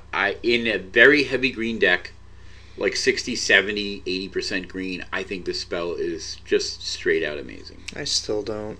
I do. I think it's conditional. You need to have the right deck to put it in, but in the right deck, I think it's fabulous. I often resolve it for 4. I'm just going to say, prove me wrong. Show me a draft video where it does something. And I think I already have, sir. Well, I think I already have. We need to go back to TempleCon. When my only creature on the board was a Vulpine Goliath. So sorry, Jim. Who has trample. And I attacked. And my very admirable and highly skilled opponent, Jim Owens, who I would detract nothing from being an excellent Magic player and an excellent Limited player. Probably better than Mike. Oh yeah, much better than me. Yeah. I'm only good at Constructed. Snap blocked with his entire team. Which was correct. It was. I was watching the game. Yep. It was completely correct. And then I proceeded to cast. The man had an aspect of Hydra. Not one aspect of Hydra for 2. Bonus to 2. Not 2 aspect of Hydra. Not 3 aspect of Hydra. But 4 aspect of Hydra, each giving me a +2 bonus to crash through Jim's team. And kill him for exactly lethal. But like Exacxies. Natively drawn to, not like stalled, just drew them one after the other. Now, let's travel to a world where I'm the person playing Dan's cards. I would have had 3 green creatures and then 1 aspect of the Hydra in my deck. And it would have been just as good. And then you would have had more relevant cards. Probably. I Jim will did give kill you a lot of my stuff in that game. True. I do feel 1, it can be fine. Like, at worst, I've heard people saying that, well, if you don't have any creatures in play, it's worthless. Well, any combat trick is. But that's like their reasoning. I'm just like, well, yeah, Giant Growth would have been worthless too. Yeah. But the fact that it is worse than Giant Growth a lot of the time, just because if you have like blue creatures in play, it doesn't buff them. That's pretty bad. Like, you have to have green pips. And the cards that have a lot of green pips, I'm not usually very happy playing. Yeah, I can see that. I do not like the Oathsworn. I'll just, I keep hearing people say it's good. I think it's really bad. I'm not a big fan of that. I hate it. I really do. But I do like Swordwise Centaur. I do like Ferrispan Tromper. I do like Nessian Corsair. I do like, is it the Krufix? The 2 green gain X life for your devotion to green. The name is Nessian Disciple. Or Disciple, I don't know. Disciple of Nylea. Thank you. We'll go with that, yeah. Nylea's Disciple. Yep. So, I mean, I think all of those are fine cards. Sedge Scorpion, Leaf Crown Dryad are all putting green pips on the table. Yes, I do like all those. I think, again, this is a very qualified, if you're in the deck where you're heavy green, I think the floor on Aspect of Hydra is +2/+2. That's like the worst you're probably ever going to get out of it. I think the floor on Aspect of the Hydra is +0/+0. But, no, I don't think so. Not in this deck. I do. Not in this deck. Your opponents can also kill your creatures in response to a casting on another creature. But you can do that with any combat trick, right? No, because, okay, here's the board state. We have a... Let's not use Ninja of the Deep Hours, because the kids at home won't know what that does. So you have a Wingsteed Rider. Yep. And a Swordwise Centaur. I'm not playing Aspect of Hydra in that deck. Swordwise Centaur, there's 2 green pips. Yeah, but obviously I'm probably heavy white. The deck doesn't matter. I'm giving the people a scenario. Okay, so you attack and you go ahead. Finish your scenario. I know where you're going with this. Go ahead. And you're like, cool, I'm going to target my Wingsteed Rider with my Aspect of the Hydra. Uh-huh. And you're going to kill your opponent. Now, if they kill your Swordwise Centaur, your Wingsteed Rider doesn't get bigger. It does get +1/+1 off its heroic. All right. Moving on to our next segment. I get your point. I just don't think I think in the decks where I'm going to run Aspect of Hydra, I just know that my minimum is going to be +2 out of it. That's just my feeling because I've got that So then at that point it's the worst Giant Growth. Like at its worst it's still worse than Giant Growth. Yeah, at its worst. At its best it's insanely better. Because my what's the word I'm looking for? Because the mass of green creatures I have in the deck that I'm running Aspect of Hydra in is going to guarantee that at bare minimum I'm going to get +2/+2 out of it. Bare minimum. Okay, we're done here. We're done here. Dan likes it. I don't like it. Decide for yourselves at home. Decide for yourselves at home. Because that's what you do. You judge us! You laugh at us! We're trying so hard! How can you laugh at Mike? Can't you see how you're hurting him? I'm fragile! Why would you do this to him? He's only here trying to entertain I'm a you. baby boy! To try and make you a better Magic player, and this is how you treat him? Send me money! So another good one is Mortal's Resolve. This is the 1 in a green, and target creature gets +1/+1, and indestructible. is indestructible until end of turn. It's a solid little combat trick. Again, 2 mana tricks are always not as good as 1 mana tricks. Agreed. Do not be fooled. The +1/+1 is not better than the protection from God's Willing. No, it's not. Absolutely not. And the protection from God's Willing is actually better than the indestructible? Yeah, because bounce spells, you can shut down bounce spells. Yeah. It'll still effectively be indestructible in a combat situation because your protection from your opponent's creature. Yep. But it's a decent little combat trick. Unravel the Ether, I think, is a really solid card. This is 2 green? No. What is Unravel? 1 in a green. 1 in a green, and you shuffle an enchantment back into its owner's library. The fact that this card is instant makes it quite good. Yep. It's the instant speed, enchantment removal, and the kind of minor upside of the fact that it will hit the gods. Yes. It's not going to be hugely relevant and limited because you're not going to see a lot of them being rares or mythics. Nor are they very good. Most of them are not good. Yeah, that's true too. But knowing that you can do that helps, definitely. Yes. And, if your opponent does have something that makes their enchantment indestructible or whatever, say you're trying to get rid of a bestow creature or something like that, and they have Mortal's Resolve, well, Unravel the Ether will still dust it for you. Take that. Sorceries. Time to Feed. Clunky, terrible, good in the format. Yay!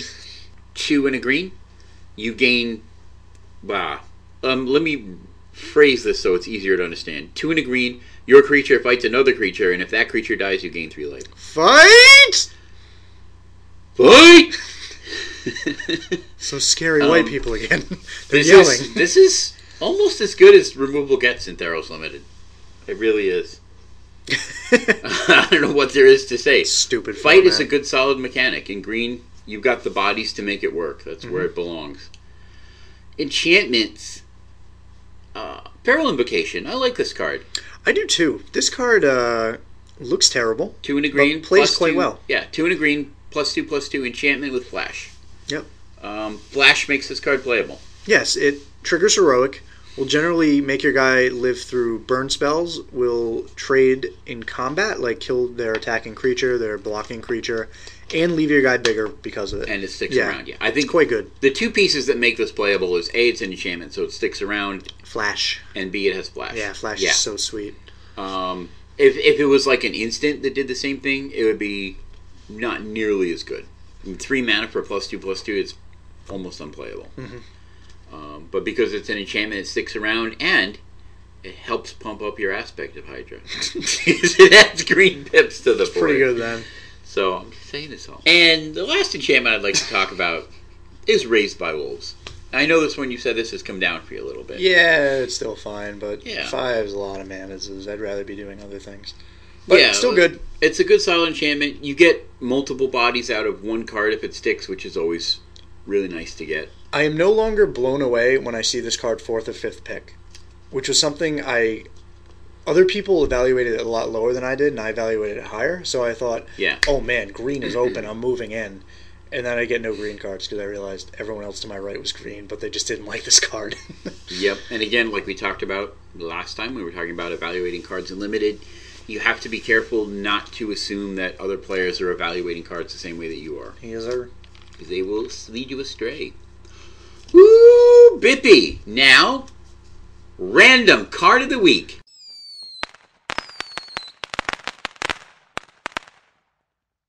Ready for this? Could be anything. Could be anything. I already pulled one up somewhere up here. Okay, you ready? Yep. Tick, tick, tick, tick, tick, tick, tick, tick, tick, tick, tick, tick, tick, tick, tick. Line. Ding! Supposed to ding there. He wrote line. Bam! Ancestral Memories. This is a sweet card from Portal. 2 blue, blue, blue for a sorcery.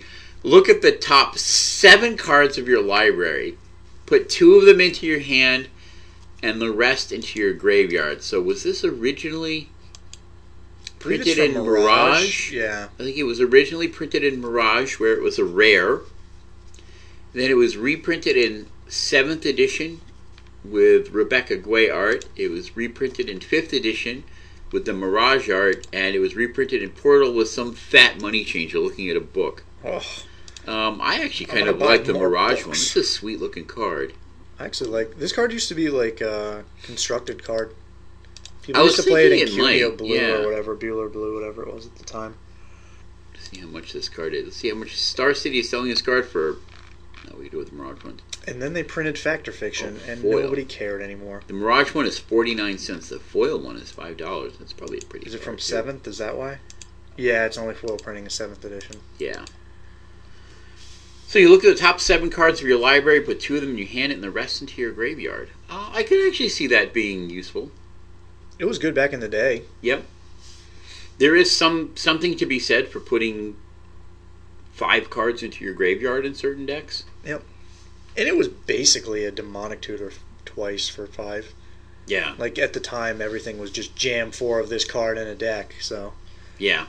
It's not like nowadays when there's a lot of singletons and. The cost is a little high, but the effect is not bad. Digging 7 cards down into your library is huge. Yeah. How good would this be in a limited type deck? Probably not that great. Like I don't know. Depends on the format. Back in the day, like creatures sucked, and your opponents really couldn't punish you with like aggro decks. Yeah. So you could actually cast things like this on turn 5. Nowadays, I think it's too weak. Yeah, I can see that. Sweet art, though. I love the art. I do love the original art on that. It might be worth getting just for the art. I'll give you one because I have a bunch. Have one? Yeah. This printing, Mirage? That printing, yes. Oh, I totally would love to have one of those. Round out my art collection. So that was an exciting card. Not really thrilling. Not much to say about it. I like the card, though. It's always been cool. Yeah. On the rulings, if there are less than 7 cards in your library, you look at all of them, put 2 in your hand and the rest into your graveyard. And it's not considered a draw or a discard. Correct. So that's important to know the rules. Like things so like I mean that's an interesting piece to know. Like with Bob, it's not actually drawing a card; you're revealing it and putting it in your hand, so it doesn't count as a draw. Speaking of judge questions, I have a judge question for you. Snap it off. It's your turn. You're in your draw step. You draw your card. You have priority to cast a spell before your main phase, correct? Yes. Okay. Because I was playing Tarmo Twin, and we were thinking about it, and I wanted, after drawing my card, to cast Pestermite in my draw step to tap one of his lands, so that I'd be able, because I drew the Pestermite for the turn, and then I was going to Splinter Twin, because I had a Deceiver and a Pestermite, and he had one land. And with that one land, he could have passed each player gets one priority of them. in the draw step. Let's just double check that. Because it's not something I've ever had to do. Yeah. Because I know you can Vendilion Click on your opponent's turn, but I didn't know if there was ever a point where priority was yours. I believe it is. It should be, because everything has to have priority then pass, right? Yeah. The active player gets priority. Yep. So the draw step goes first. The active player draws a card. This is a turn-based action and doesn't use the stack. Second, any abilities that trigger at the beginning of the draw step and any other abilities that have triggers go onto the stack. Third, the active player gets priority. This is Dan here. I'm not quite sure how to do an audio footnote or citation. So this would be an audio footnote. Just so you know, this would be in the comprehensive rules 504 and 504.1, 504.2, and 504.3. Thank you. So yes, you can cast spells during your draw step. I thought that's kind of how it was, because that's the only way you could Medallion Click. Yeah. So if your opponent can click on your draw step, you must be able to to do things. So I just taught everyone a sweet Splinter Twin trick. Sweet. So what's your Pestermite to tap a land down? I'll give you the board state. I have a Deceiver Exarch in play. Yep. 7 lands. Yep. A Splinter Twin in hand. Yep. No other cards. I draw Pestermite for the turn. My opponent has 1 untapped white source and a Path to Exile in his hand. So I know that during my draw step, I can play the Pestermite to tap his land, because he can't float the mana to his next phase. Correct. So he has to path one of them then, and then I can kill him with the twin. Oh. I like it. Yeah. I went really deep on that, and I was like, I hope this works. Yeah, that's a great... I haven't seen that on camera, but that's a great catch. Yeah. I like it. All right. Now we are going deep.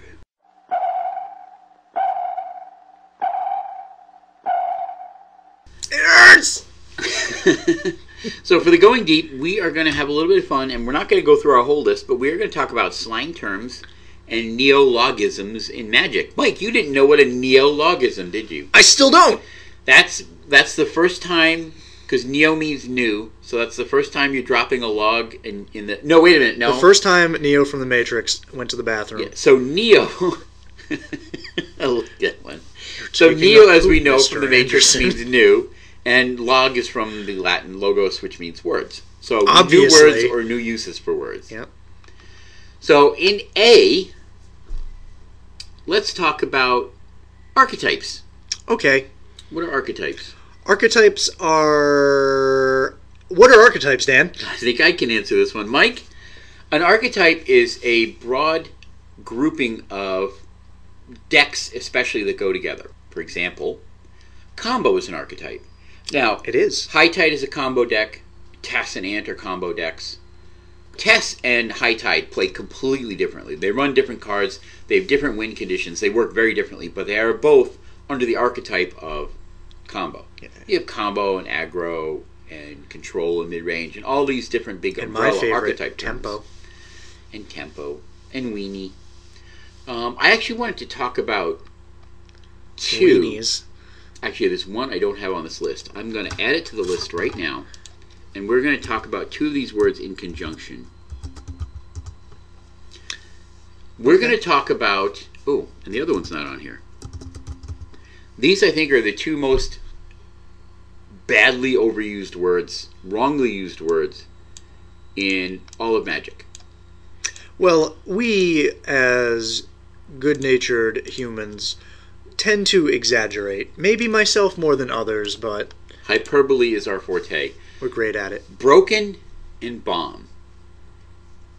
So, what does a card that is broken mean?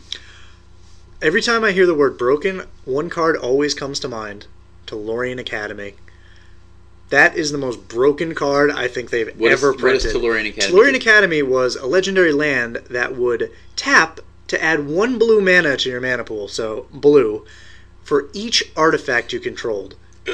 So while you're making mana with your artifacts at the time, you're also making mana with your Academy, and you're killing your opponent and they're dead on turn 1 or 2.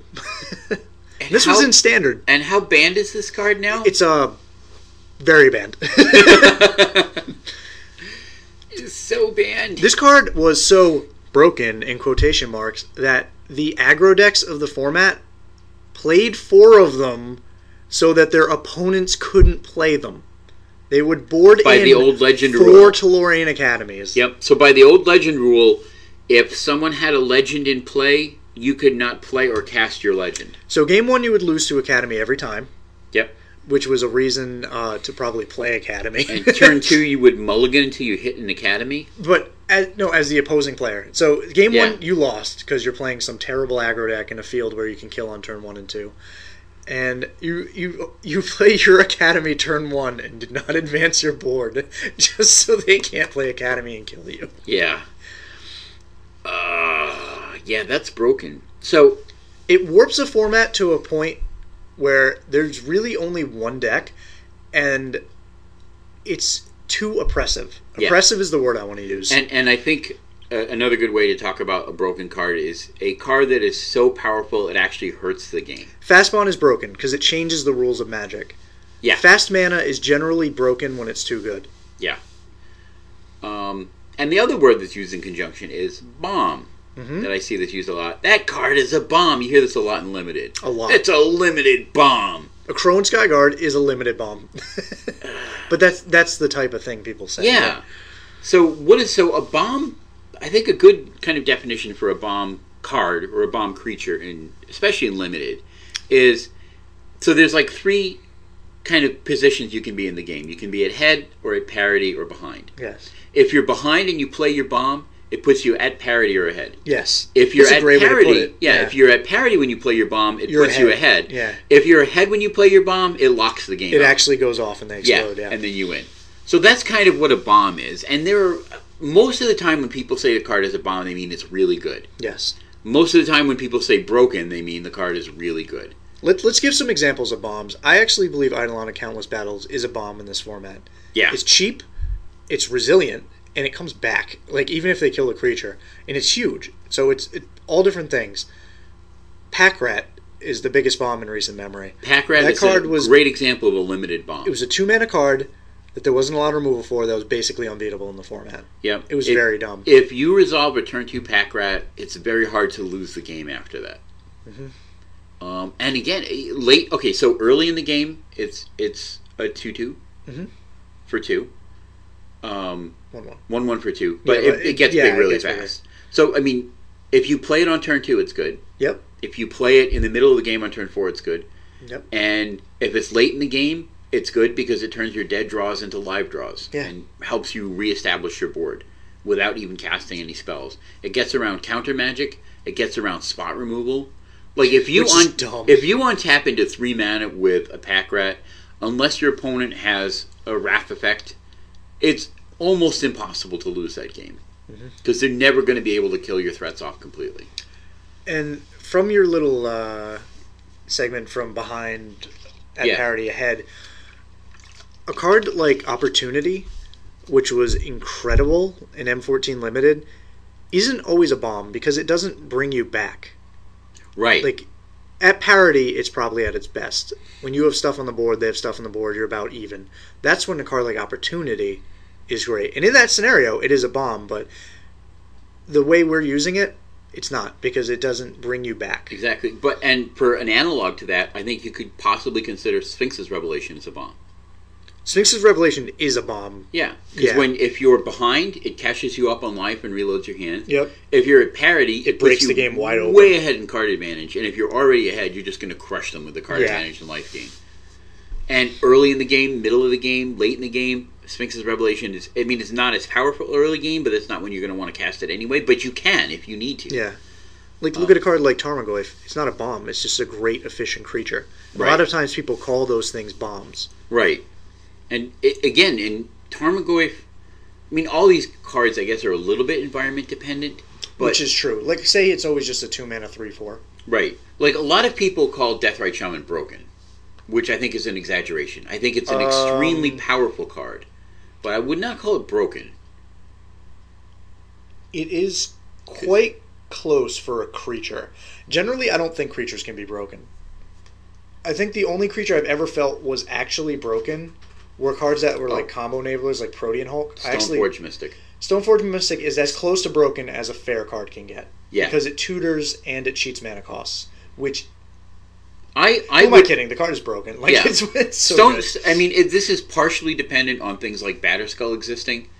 I think Stoneforge Mystic was on the edge of being broken before Batterskull and just became straight out broken with Batterskull. Yeah, it tutors and it cheats mana costs. It's more tinker than you think. Yeah, and in the extended, not extended anymore, but in the non-rotating formats, you've got Umezawa's Chite you're going after, and it just gets, which is another broken card. So it just gets ridiculous. So I think most of the time both of these words are hyperbole. They're overused. There are legitimate bombs. There are legitimate broken cards. Most of the legitimately broken cards are banned because they're broken. That is true. Yeah. Memory Jar got banned right away. I actually don't think Memory Jar was broken. But for that format, it probably was. Yeah. But again, in general, it's in the format. So, for example, like the Artifact lands. Yeah. In Standard, they were broken. In Modern, they probably would be broken. In Legacy, not so much. They're really powerful. They're bomby cards, but they're not broken. Skull Clamp was broken. Skull Clamp was broken immediately and always. Yeah, that card was... broken in Standard, broken in Extended when it existed. It would be broken in Modern, which is why it's banned, and broken in Legacy. I love reading articles of people who say that you can unban Skull Clamp in Legacy and it wouldn't do anything, and I'm just like... What are you, nuts? Do you want to take that chance? Like, the first time that deck wins a tournament, every deck is a Skull Clamp deck. Yeah. Like, it's so broken. Yeah. So, let's move on to the Cs. We'll see. We can run through a few of these. Okay. Cantrips. Cantrip. When you do something, you also get a CAD. Get a sweet card off the top. That's a cantrip. That's a cantrip. Anytime a spell has draw a card tacked onto it, that's a cantrip. Remand. 2 mana. Bounce a spell on the stack back to their hand. Counter and bounce it. That's relevant. Yep. And then draw a card. So basically you take a card that is fine tempo play, and then it draws a card. That makes it so good. Adding draw a card to anything increases the power level of the card so much. Yeah. Because it replaces itself, and you have an effect. Yep. Part of the value of a spell, whether or not it's a good spell, is looking at the value of a card in your hand. Mm-hmm. Like, having a card in your hand is a value. It's like mana cost is a value, effects are a value, but actually the physical card, is this worth a card slot? Mm-hmm. And by having a card that has a cantrip attached to it, it replaces itself immediately and doesn't always count as a full card in your hand anymore because you're drawing another one off of it, if it resolves. It's one of those like beautiful designs that they got right away, and you're just like it makes so much sense to us now because of how perfect and how fluid it is in like game design. But imagine if that never happened and they printed that now, people would like lose their minds. They'd be like, it replaces itself? Oh yeah. Like how insane would it be? Like we're used to it. This was at a point where they didn't fully understand card advantage in the game. Mm-hmm. Yeah. And another little tidbit you didn't know, what the word cantrip actually means. I learned that. You did. These are small little utility spells that generally don't have a huge effect. Like if you had a magic spell that could change the color of your hair, that would be a cantrip. Like in Harry Potter, the chick who changed her hair all the time. Yep, those would be cantrip spells. I learned this from D&D. Everything I ever needed to know in life. I learned this from Dan. Dungeons and Dragons. It's because you never played Dungeons and Dragons. I haven't. You should have. No. So in the D's, I'm going to go with a different one this time. We're going to go with Drago. And no, we're not talking about Ivan Drago from the Rocky movies. Some of you will get that reference. Mike won't. I actually get that one. I've seen Rocky. So it's not Ivan Drago. This is the phrase Drago. What does this mean? Drago is a strategy where basically what you want to do every turn is draw your card for the turn, play your land, and pass. Because everything you're doing, you do on your opponent's turns. And a lot of the times these decks were just piles of counter spells that were completely skillless, and you eventually won the game with something. And like a Planeswalker or something. A Rainbow Efreet was the original Drago creature. Oh, yeah. And Cawblade evolved out of because it was Drago and then Cawgo. It was Cawgo. And then Cawblade. And then it turned into a more mid-range type thing. But yeah, it was originally a Drago. Right, but the early point in the evolution was a Drago kind of a deck with Cawblade to get card advantage and search up equipment to slap on your birds. Slap at a bird. We're slapping our birds here. What is an engine in Magic? I mean, I know what it is in my car. It's the same thing. Next word. It's the card in your deck that makes the whole deck function, that drives the entire deck, that makes it go. It is usually a repeatable effect. It's usually quite powerful, and it's generally the namesake of the deck. I think cards that are engines. We'll just go over some. Birthing Pod. Birthing Pod is the poster child for this now. For now, the original engine card was Necropotence. Oh yeah, because it just gassed you the entire game, and I think that's what it came from, because you was drawing gas like the entire game. Yeah, I like it. I think gas is a relatively new term, but we'll go with that. Because when this game was around, it was before internal combustion engines. So they didn't know about gas. Science! Science! She blinded me with science. Yep. Dan has recorded 6... We're doing all kinds of singing on this episode. Award-winning singles. 42 records. Has 8 Grammys. And he's doing this now. How far are you falling? F. Fetch land. A fetch land is a land that you sacrifice to search your deck for a specified land, and you put it into play. Tell us about a fetch land. Give us one fetch land, Dan. Evolving Wilds and Terramorphic Expanse. I didn't want those. I wanted you to pick a better one. First of all, they're both exactly the same card in different printing. Those are fetch lands. You sacrifice them and put a basic land into play tapped. Okay.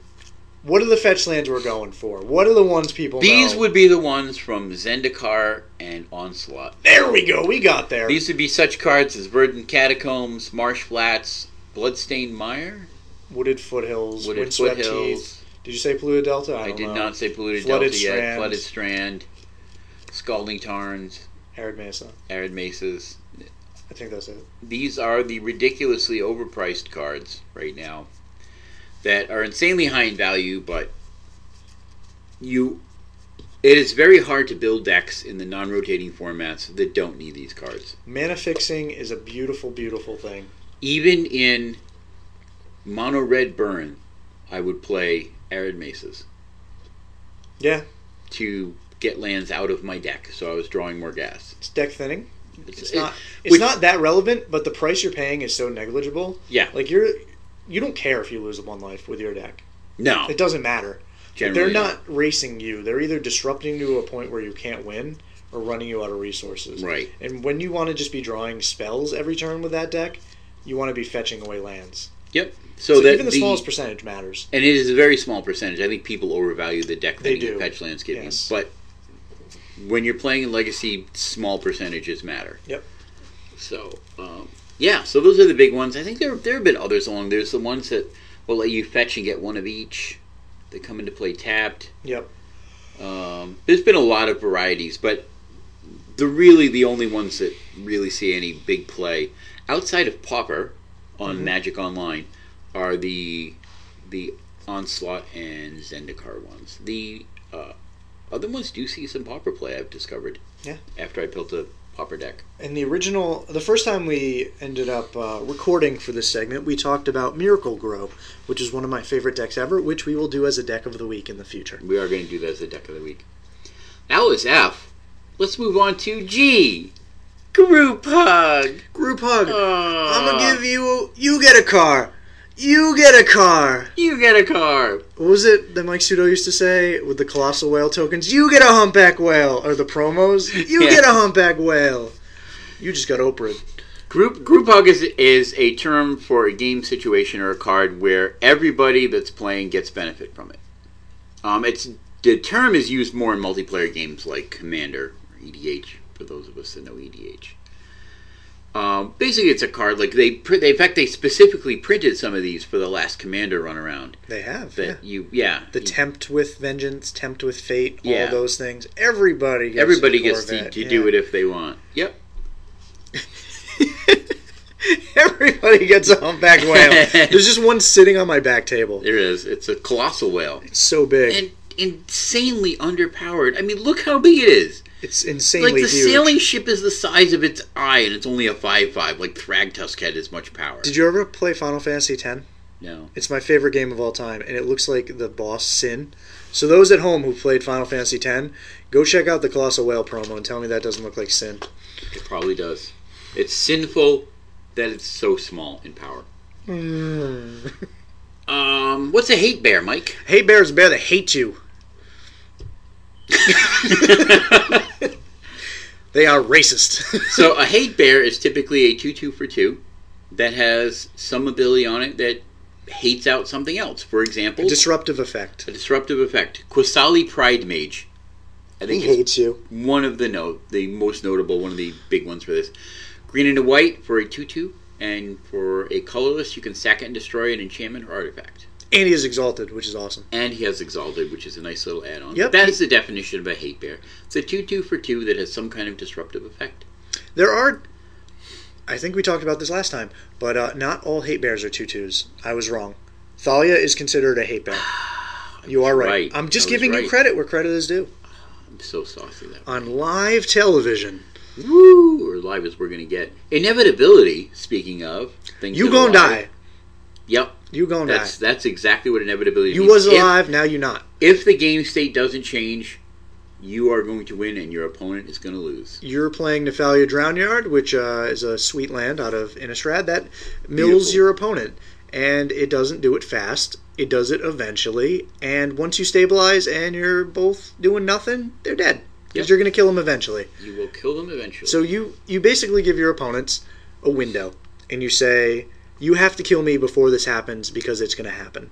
And the window is closing. And you're dying. Just like in a movie where that vault door is slowly closing and the hero's running for it. They're drowning. Like in Independence Day, when they're flying the I spaceship thought you were going out to say of the mothership. Indiana Jones because Indiana Jones is another good one. I was hoping you'd go for an old Where one. the stone wall is coming down and he's Yeah. running towards it and he slides through and his whip is on the other side and he has to reach. That's inevitability. That stone wall coming down Yep. is inevitability. That's But Nephalia Indiana Drownyard. Jones is Indiana Jones and he got his whip. So as long as you're not playing Indiana Jones, Nephalia Drownyard is amazing. Oh my god, I want to alter Whip of Erebos to Indiana Jones. Just That would be spicy. whipping some foreigners. What does it mean when a card jumps? What even is that? Jumping? What do you throw it at your opponent or something? What was that terrible band that did jump? Van Halen. They're not Van terrible. Halen. They did jump! That song was bad. Can you sit here and tell me Jump was a good song by Van It Halen? was good in the 80s. I don't think it was. I think people in the 80s hated Jump. Didn't they? No, we liked it. Okay. I've made Granted, I Dan was sad 18 now. at the time. But That's right. I liked a lot of terrible music when I was 18. I like a lot of terrible music now. So aside from the Van Halen reference Jump. and Mike's obvious Jump. disdain of quality pop tunes, Jump, jump. Synth, jump. well, you know I'm going to cut an audio clip and jump in here. What does jumping mean? Jumping means to give a creature flying, because you're throwing it off a ledge, hoping it's going to die, and it magically sprouts wings and flies away into the sun and then burns. This was a card back in Alpha. It For a was. single blue, Had target great creature art. gains flying. Yep. Actually, target creature becomes a flying creature until end of We turn. looked it up, We did. just for you. We're selfless. Speaking of things that jump and hop, Karoo lands. Dan What the had, hell is a Karoo land? Dan had to explain to me what a Karoo land. I I did. actually knew what it was, and I just didn't know they were called Karoo lands. Karoo lands are lands that when they come into play, you have to return another land to your hand. So it's bounce land. It's Karoo, like a kangaroo. There was the original Karoo land actually did this. It was actually called Karoo. Yeah, you had to bounce an untapped plains back to your hand, which is infinitely worse than the original Ravnica Karoo Quite. lands. Yeah. Because you could tap the land for mana and then play your Ravnica Duel and bounce the other one back to your hand. By Ravnica Duel, I'm not talking about the actual shock lands, which The were good. dual, I'm talking the about bounce lands from Ravnica, yes. And I think we're going to wrap our little list up here with the L's. We're going to do this. I think this is going to be a meta series for us because this is actually kind of fun. I like this. There's a lot of weird lingo that Magic players lose, but we're going to end on an appropriate word. Lord. And we're not talking about the Lord God in heaven either, are we? Who? Yahweh, Jehovah. Oh, he that is and always will be he? I don't know nothing about no religions. Clearly, you need to have been steeped in this conservative Christianism. I did date a Jehovah's Witness. She wasn't insane though. Wow, boy, you've gone deeper than I have. I've gone deep. Woo. Next week's Going Deep section. Jehovah's Witnesses and how to date them. So a lord is a creature that gives some bonus to all creatures of the same type. Typically, the most vanilla of this is it gives everything a 1/1, +1/+1. Yep. Merfolk are fucking loaded with these things. There are more merfolk lords than there are merfolk in Magic. That was a shtick. Yep. Yeah. Obviously, there's Goblin Lords. Goblin King is the classic one, who was originally a Lord type. Lord of Atlantis was too. Sang the song Royals. But then they errated them because originally they didn't bonus themselves.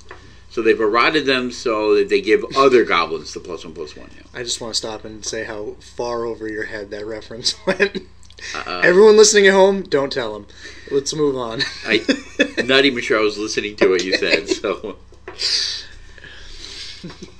wow. But there are other Lord abilities, like it could give all your creatures flying or something like that. Yep. But it's so the archetypes wouldn't qualify as lords, I don't think, because they don't give a creature type of bonus. I think lord is generally reserved. +1/+1. That was the thing. I think officially it can be any bonus, but I think it's restricted to creature type. Yep. So anything that gives all blue creatures isn't necessarily considered a lord. So anyway, we have so many more words to talk about. We're going to save those. We're going to go over Luxac next week. Yeah, mana weaving and being mana dork and mising and smooth pro jazz and power and punting and recursion and ramp and RFGs and trade bait and vanillas and Voltrons and yard. Jailbait. And there's all kinds of things. Yeah. Like my first wife was when I actually married her. Hey, I love jailbait. I used to love jailbait. Now it would just be creepy because I'm older. We're also, I think, going to do... just got dark.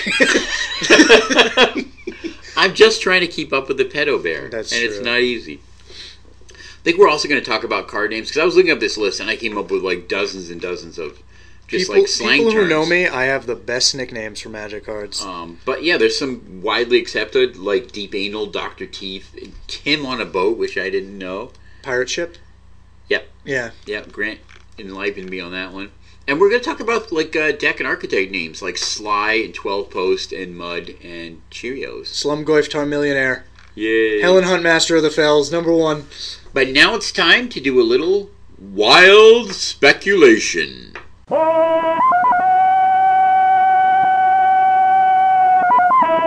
So the first thing I want to talk about really quick is the dual deck that they announced. The Speed versus Cunning dual deck. #MTGSVC for what that's worth if you're tweeting about it. So here's the little blurb on the Mothership's announcement.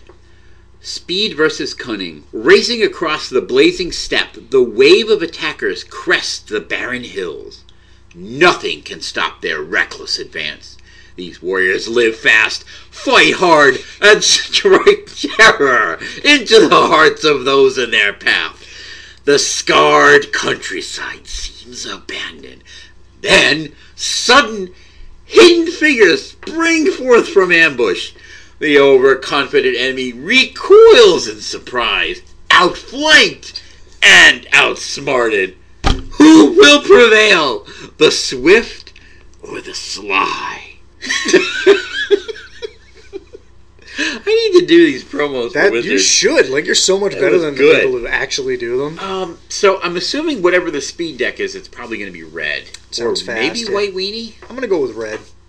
Just from the little description. I picture a bunch of goblins yeah! Yeah, I mean, my initial thought before I read that was red versus blue, because that seems what speed versus cunning is in Magic. That was my, but the second description is talking more about a creature-based strategy. It's probably going to be red, white versus blue-green. Because that would fit in both of them. Oh, yeah, that would fit completely. Wait a minute. Does Or that mean blue-black. we're getting, like, Kiora as a... Ooh, Because possibly. I always thought that... Oh, No. a lot of flash creatures, maybe. For a while I've been saying Domri Rod was going to be one printed. Yeah. Imagine if this was Domri versus Kiora. That would make a lot of sense. Like a red-green aggro deck versus... Blue-green aggro? I don't think they'd Or, put well, the green and blue-green... Not aggro. Blue-green big guys, Like, know how flash it's... guys. Yeah, like... Blue-green Kiora flash versus thing. So you have the Cunning... Yeah, but deck would they and- have the green and the green on both sides? That's true. That wouldn't make much sense. Yeah, I don't think they would do that. I don't know if they've done that before. Could be a red, white, or Johnny, maybe. Oh, God, that'd be awesome. It would be. They've already done 40 of him, though. But it's probably going to be Chandra versus Jace or something. See, that's the thing. If it's mono blue, who are they going to do? Jace again? No, probably They've done a not. lot of Jace dual decks. Could be Tamio, yo. I don't think she fits the cunning, though. I don't think she does either. Yeah. I think it's going to be flash creatures. Jace I don't know. Bellerin.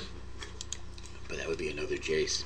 Yeah. Anyway, so that's going to be interesting to see as that rolls out. But cards, you had some in mind. Yeah, I'm going to go with a card I think is a pretty easy bet in Life from the Loam. I like it. We looked up the price of it It's because like around $2. Let's look it up again. I've thought this for like a really long time, for like years. There was a point in time when Life from the Loams were like $15 and like when they were played in Legacy Bug still. And Let's see. with lands on the rise now, I think this is a really safe card. I think this has actually gone up $1 since we talked last. Fun fact, since we last speculated on it, it's gone up $1. But it's so powerful, like in Legacy. It is an engine card. It is? Like, it is the face of the lands deck. Like, everything else in that deck has gone up in price except Life from the Loam. Yep. And there are a few printings of it, but I don't think there are enough out there to make this be like a $3 card. I think it's much higher than $3 to $4. I think it's like 10 to 12. Like, it should be 10 to 12 It's basically, now. it's only been printed twice, right? Ravnica and 3. Modern Masters. And in a box set. And in a box set. One of the that's box sets had it. right. Is it versus Golgari dual deck? This is the type of card, though, once people need it, they really need it, and people don't have it anymore. Yeah. Like, there aren't very many people who are like, man, I hate Life from the Loam. It's just No, cool. it's a great card, yeah. It sees play randomly in boards for, like, Wasteland, Delver decks, lands. It's quite good. Yep. And only I mean, spending it 20 is the bucks card for that 7 of drives them, lands. like, that's awesome. So, we have our safe pick. I think that one's kind of a sure thing. Yeah. Like, eventually it'll go up. Like, it's Life from the Loam. It's awesome. Next, I have one that I think has the highest upside in Chromox, which I'll go with maybe, like, a 30 to 40% chance it gets unbanned at some point in its modern life. But when Yeah. it does, that card goes high. The sky, like, the ceiling Yep. on this card You're right on the money. is probably, like, $70 if it gets unbanned. It breaks 100 the night it gets unbanned. I don't know if it Guaranteed. breaks 100 because it's not... Bitter Blossom did. Bitter Blossom did, but that brings back an archetype when Bitter Blossom got unbanned, and people were really excited for fairies. This is That's just true. a good card. So I think like 60 to 70 it could spike to, and then come down a lot, but you'll have a window to make a lot of money on these if they hit something. Because even if you're buying these for $10, they're still probably just going to go up anyway, because they see Fringe play in Legacy, and it's a Mox. People just like Moxes. Yeah, anything with the name Mox on it definitely just kind of has some auto value built into it. Mm-hmm. Anything else? Oh, my last one. What was your last one? This one is a super, super long shot because I think the odds of it ever getting unbanned in Legacy are maybe like 2%. But I've just been randomly picking up Hermit Druids over the years in the event that they actually unban it. And while I don't think this is ever going to happen, So for those who don't know, what is Hermit Druid? Hermit Druid is 1 in a green for a 1/1 creature. And then you can pay 1 and tap it to reveal cards from the top of your library until you hit a basic land. And then you put the basic land somewhere, I don't think it really matters, and discard the rest. And basically you'd play this in decks with no basic lands, so it'd just be 1 mana tap, mill your deck, combo off and kill them. Which I think is better than what Dredge has available, but not by much, and I'm not sure if it actually is better, because it Yeah. is quite vulnerable. And one of the good things about Dredge is it's not vulnerable to, like, Yeah. removal. So I think it could be unbanned one day, and if it does, this card hits $40 overnight. like easily. And this is a card I just like picking up in trades when I just like want like an extra $1 or something and they don't have anything else. I'm just like, you know what? Give me a Hermit Druid because it has some upside. And its price right now. Okay, so you got to get the Stronghold one, not the Judge promo one. But the Stronghold ones are sitting at like $2 right now. Just oh my god! $2. I can't believe that expensive. Yep. So the Judge promo one is $30. So I mean, if you can get that one, see. I generally like to pick up one of the premium version and then the rest non. Yeah, the risk reward on the Stronghold ones is very low. You pick up a playset, you're spending $8. Yeah. So if they never $8 go up, for a slight chance of making a ton of money if they do unban it. Yeah. If you pick up the Judge promo ones, obviously your investment is a lot higher. But if they do get unbanned, they're going to go through the roof. And I mean, I don't think the Judge long term. I don't think the Judge promo is ever going to really lose value. I don't think so. It's yeah, been $30 so it's a safe, forever. It's a safe bet. But the thing with Hermit Druid is, and the way speculation works now, this card doesn't even have to be good. Like Yeah. even if they unban it and it's absolutely terrible, you still have your like 2 weeks to sell it at like $30 And to $40. I think like we were talking last time, I wouldn't be surprised if this makes its way into a Commander deck somewhere. I'm kind of already surprised it hasn't. Oh, I forgot to do that. This card is not banned in Commander, which like blew my mind. Yeah. Because there has to be like a way to just win on the spot with this card if you resolve it. Like turn 3 or turn 2ing people with this card seems insane. The rest go into your graveyard. Because it's definitely you could possible to have no basic lands.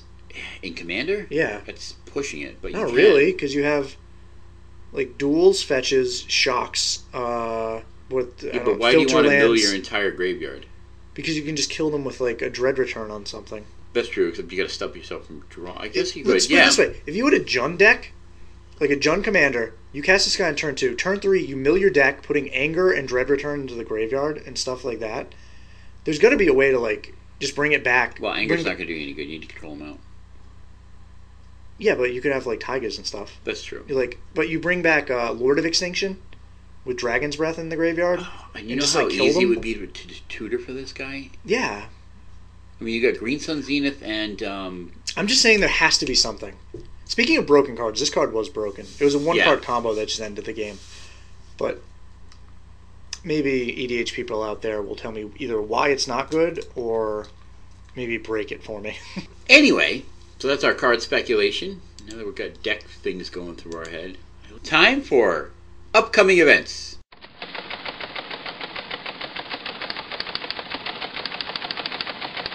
Can't stop them. They're coming. They are coming like a train with no brakes, Jim.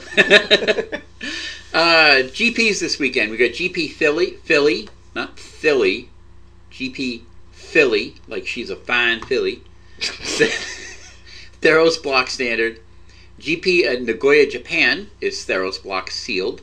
And Star City Dallas is their regular standard and legacy. And if you'd like to learn more about possibly racist, old-timey phrases, message Dan and ask him what a fine filly is. A fine filly. Term used for both horses and women, unfortunately. I didn't know this.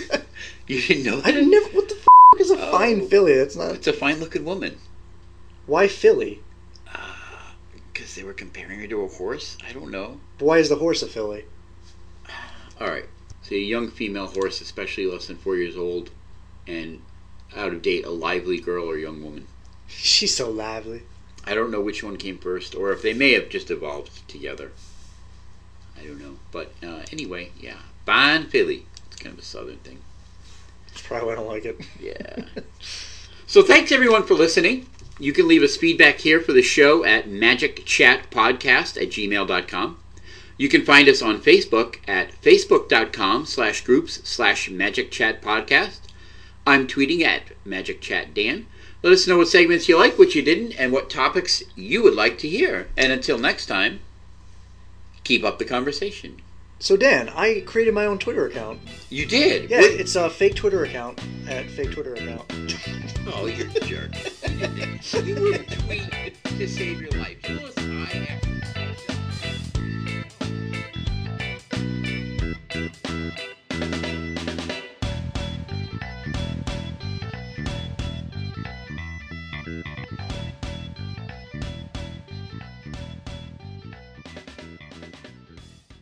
Ooh, what did Giancarlo post? Oh, I made the comment for The Temple of My Lady. Yeah. Because every time you play that, you have to tip your hat and say, "My lady." What? Look at it. It's actually Temple of My Lady. You get to be a gentleman every time you use it. Goodness gracious. Tip your hat, hold the door open, my lady. Temple of My Lady. Just to be clear, this is the black-green temple. People are going to be so sick of hearing that. And it's actually the Temple of Malady. My lady.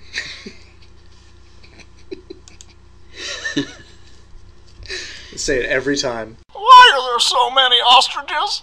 I was promised only a few ostriches. This has been a Green Bullet audio production.